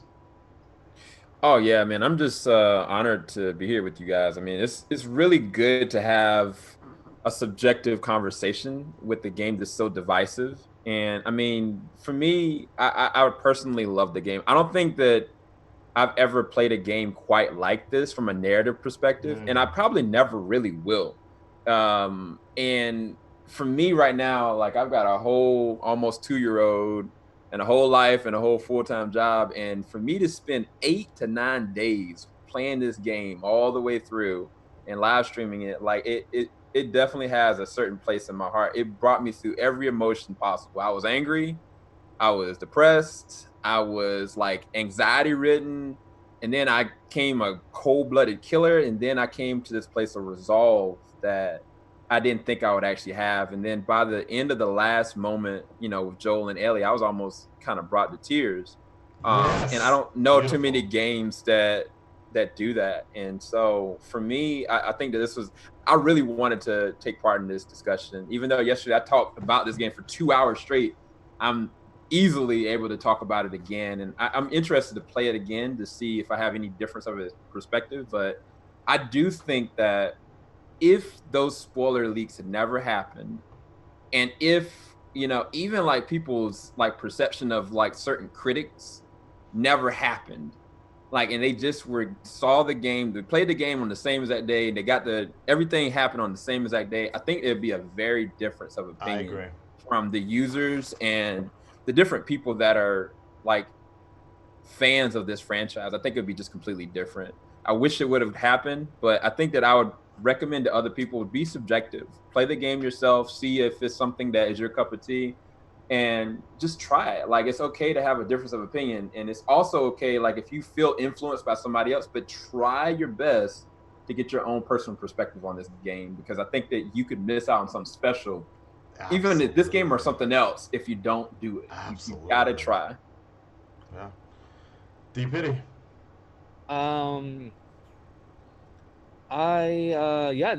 This discussion was good. I think discourse always helps to remove any boundaries, and like I tweet a lot, and it's hard to like reply to everybody, and to put, with 120 characters, really hard to like put down all your thoughts.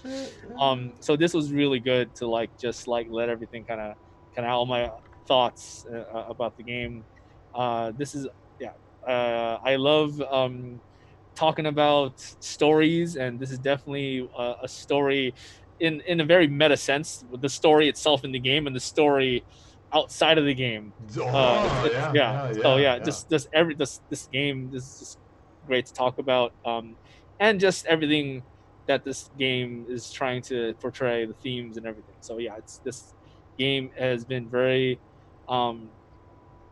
two different fronts, and it's good to see two different opinions, even though I may disagree with whether it's Woden or whoever, but at the end of the day, I love hearing people defend their opinion about it, because I like to see other people's point of view. Just like we saw a different point of views in this game, I really like to see why people, genuinely dislike Abby. Whether it's just because they're sad that Joel's gone or whatever, but like sometimes people have very thought-provoking reasons why they dislike Abby, why they don't like Joel and Ellie, and that's the stuff that I like to hear, because I want to know other people's opinions, just so I could kind of broaden my mind and just see, just to understand, just human, just thoughts and emotions and stuff. It's kind of cool to see, so to think outside of what I think. I agree with you. Okay, Wooden. Yeah, this was not exactly how I expected to spend my night. I expected to be making a lesson plan, and that's gonna be fun for the next like 3 hours. But yeah, I enjoyed this very much so. Generally speaking, but I enjoyed it. I enjoyed this conversation for the reason that most of the time when you look online, you'll have different people that stream the game and then they'll give their opinion later on. They'll be like, I didn't like it and the reasons why. And there's not very many people that streamed the game and then later on said, I liked it. The only person I can really think of off the top of my head is like Donkey. But did he like it or not? Well, Donkey liked it. Okay. But people were talking about his reviews. I haven't seen it yet though. I should just check it out. Yeah, but yeah, it's I like having debates over things, because it kind of sharpens your opinion of it and gives you a better critical view of why do you view something a certain way. So I like that. I like that a lot. Cool. Yeah, I guess for me, I enjoyed it all. I liked having this discussion. I actually liked the discussion almost as much as I enjoyed playing the game, because just the fact that we can all sit down and have this I can't remember any time I've ever had, there's been many times that I've sat down and had a discussion about a TV show, specifically Game of Thrones or Breaking Bad or a movie, but I don't think there's ever been a time when I've ever sat down about a video game. Either you liked it or you didn't, and it was just like one main point that usually there's a twist or something that you didn't have. But this is like the first time I've heard people like sit and just talk about scenes that are so vivid and so intense and so stressful and so, of course, so emotional, that for me, that's a 10 out of 10 game. I may not agree with everything. It's not a perfect game, but it hits all the different notes of what things are into. And in fact, just the technology and the fact that you could use the fucking touchpad, the swan song for the PS4, the fact that you can play a guitar, that shit's wild to me. And that's what makes things exciting about video games, and it reminds me of why we sit here and we play video games, so we can have these experiences. So yeah, thank you guys so much. All I need now is just now that you mentioned that, all I want is a rhythm game, a Last of Us rhythm game spin-off where you play the guitar off of the touchpad. Have you seen that one dude that played this crazy metal song as Ellie and then added in the fucking like DDR, oh, really?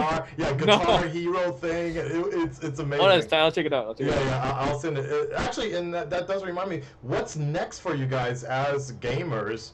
What's on your list? For me, I'm gonna get into Persona 4. Probably today, actually. Persona 4 for me, and then in a few weeks, Ghost of Tsushima. Yeah, Ghost of Tsushima is. I mean, I would be playing it right now if they stuck with the date, but like, I guess it comes out in 2 weeks, right? So yes. Yeah, until then, I just started playing Dragon Quest. Nice. And I'm probably gonna be playing some other like competitive games here and there, like on like Valorant, maybe a couple of rounds of Tekken, and then but like I'll probably be trying to finish Dragon Quest before Ghost comes out, just because I don't know, 2 weeks. Dragon Quest is apparently like 100 hours long. So I God don't know. damn, bro. Yeah. Wow. Jeez. JRPGs, That's man. insane. I heard Persona 4 is about 120 hours. Shit. It depends. Yeah. It can be pretty damn long. Persona games are always real long. Yeah, so Oh my Good god! luck with that. I am worried about that as well because that's actually what happened with The Last of Us, the first one. I started the game and then something else came out and I'm like, fuck it, I'll come back to it. 3 years later, you know. Like, yeah, interesting. Okay, CJ, you gonna play some Gunman? No, for me, yeah, I'm messing around with that. I have been like going back and forth between the PS3. I've been playing Mass Effect 1 because I just been nice. playing through it, and then they just announced apparently they're gonna do a Mass Effect trilogy remake or whatever and stuff. But I've been playing that. I gotta actually finish beating the second part of the Dragon Quest. Is it 14? I think it's 14.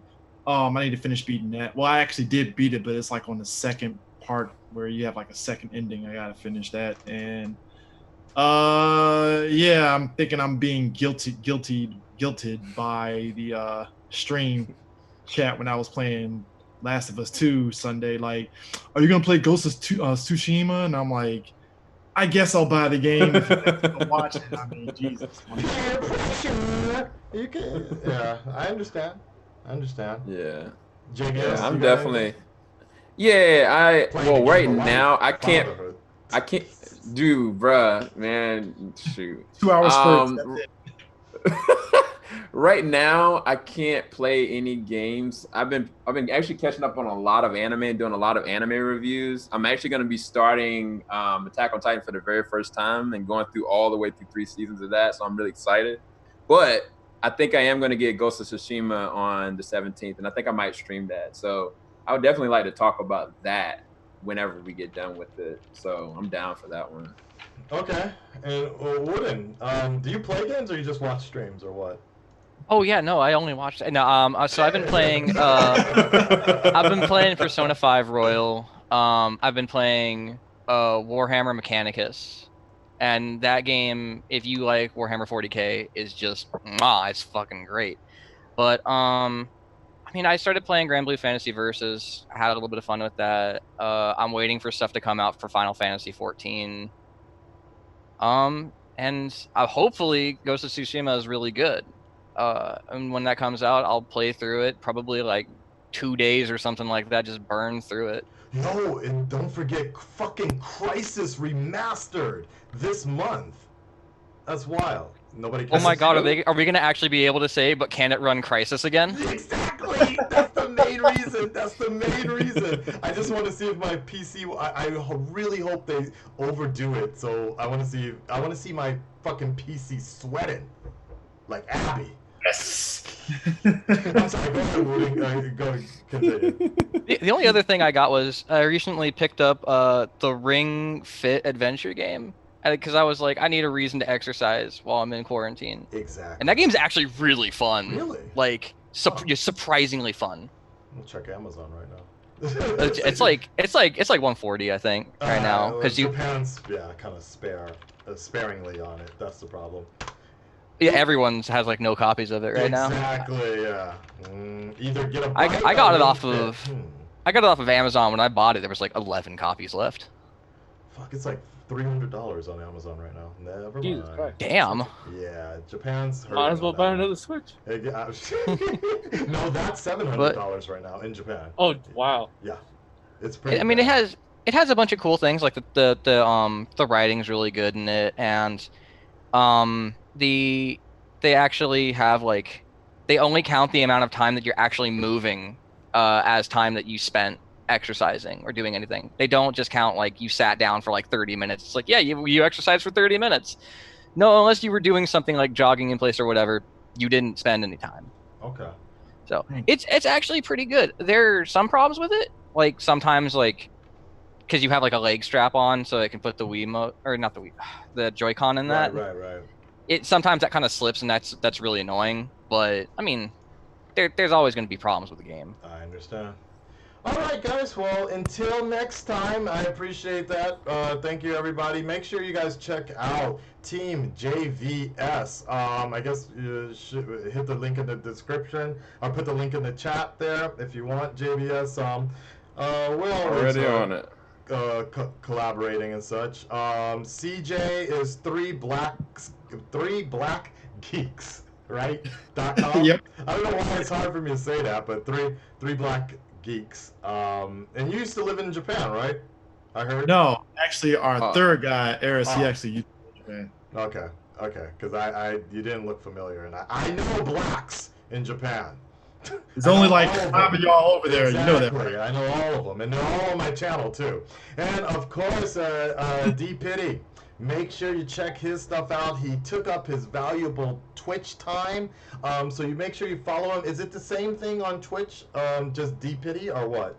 It's a D-Piddy _ on Twitch because someone took my name. It's okay. Someone took my name. Oh yeah, it's okay.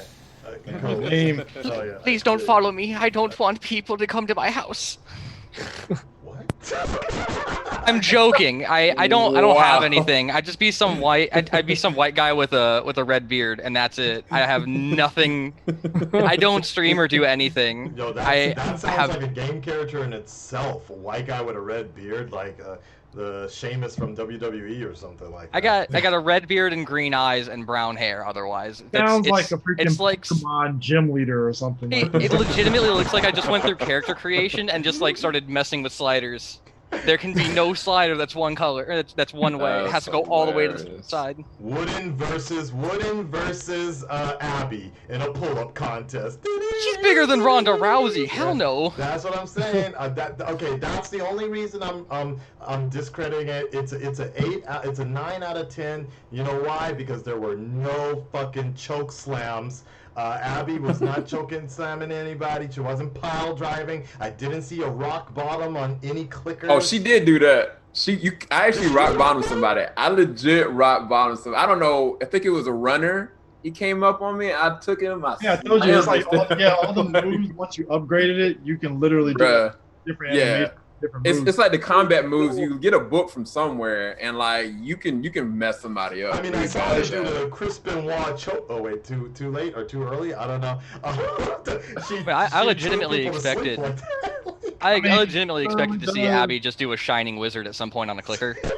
He literally does a fucking Kevin Nash big boot. I'm like, oh, There okay. you go. There you go. Abby for the win. All right, y'all. I need to play the game again. Yeah, right. It's the same game. Guys, thank you so much, and I will talk to you on the next one. Okay.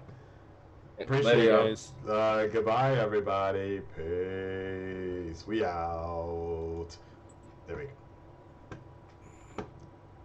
That was hilarious. Yes. All right. Say what? Oh. Okay, later, everybody. Peace. Okay, bye.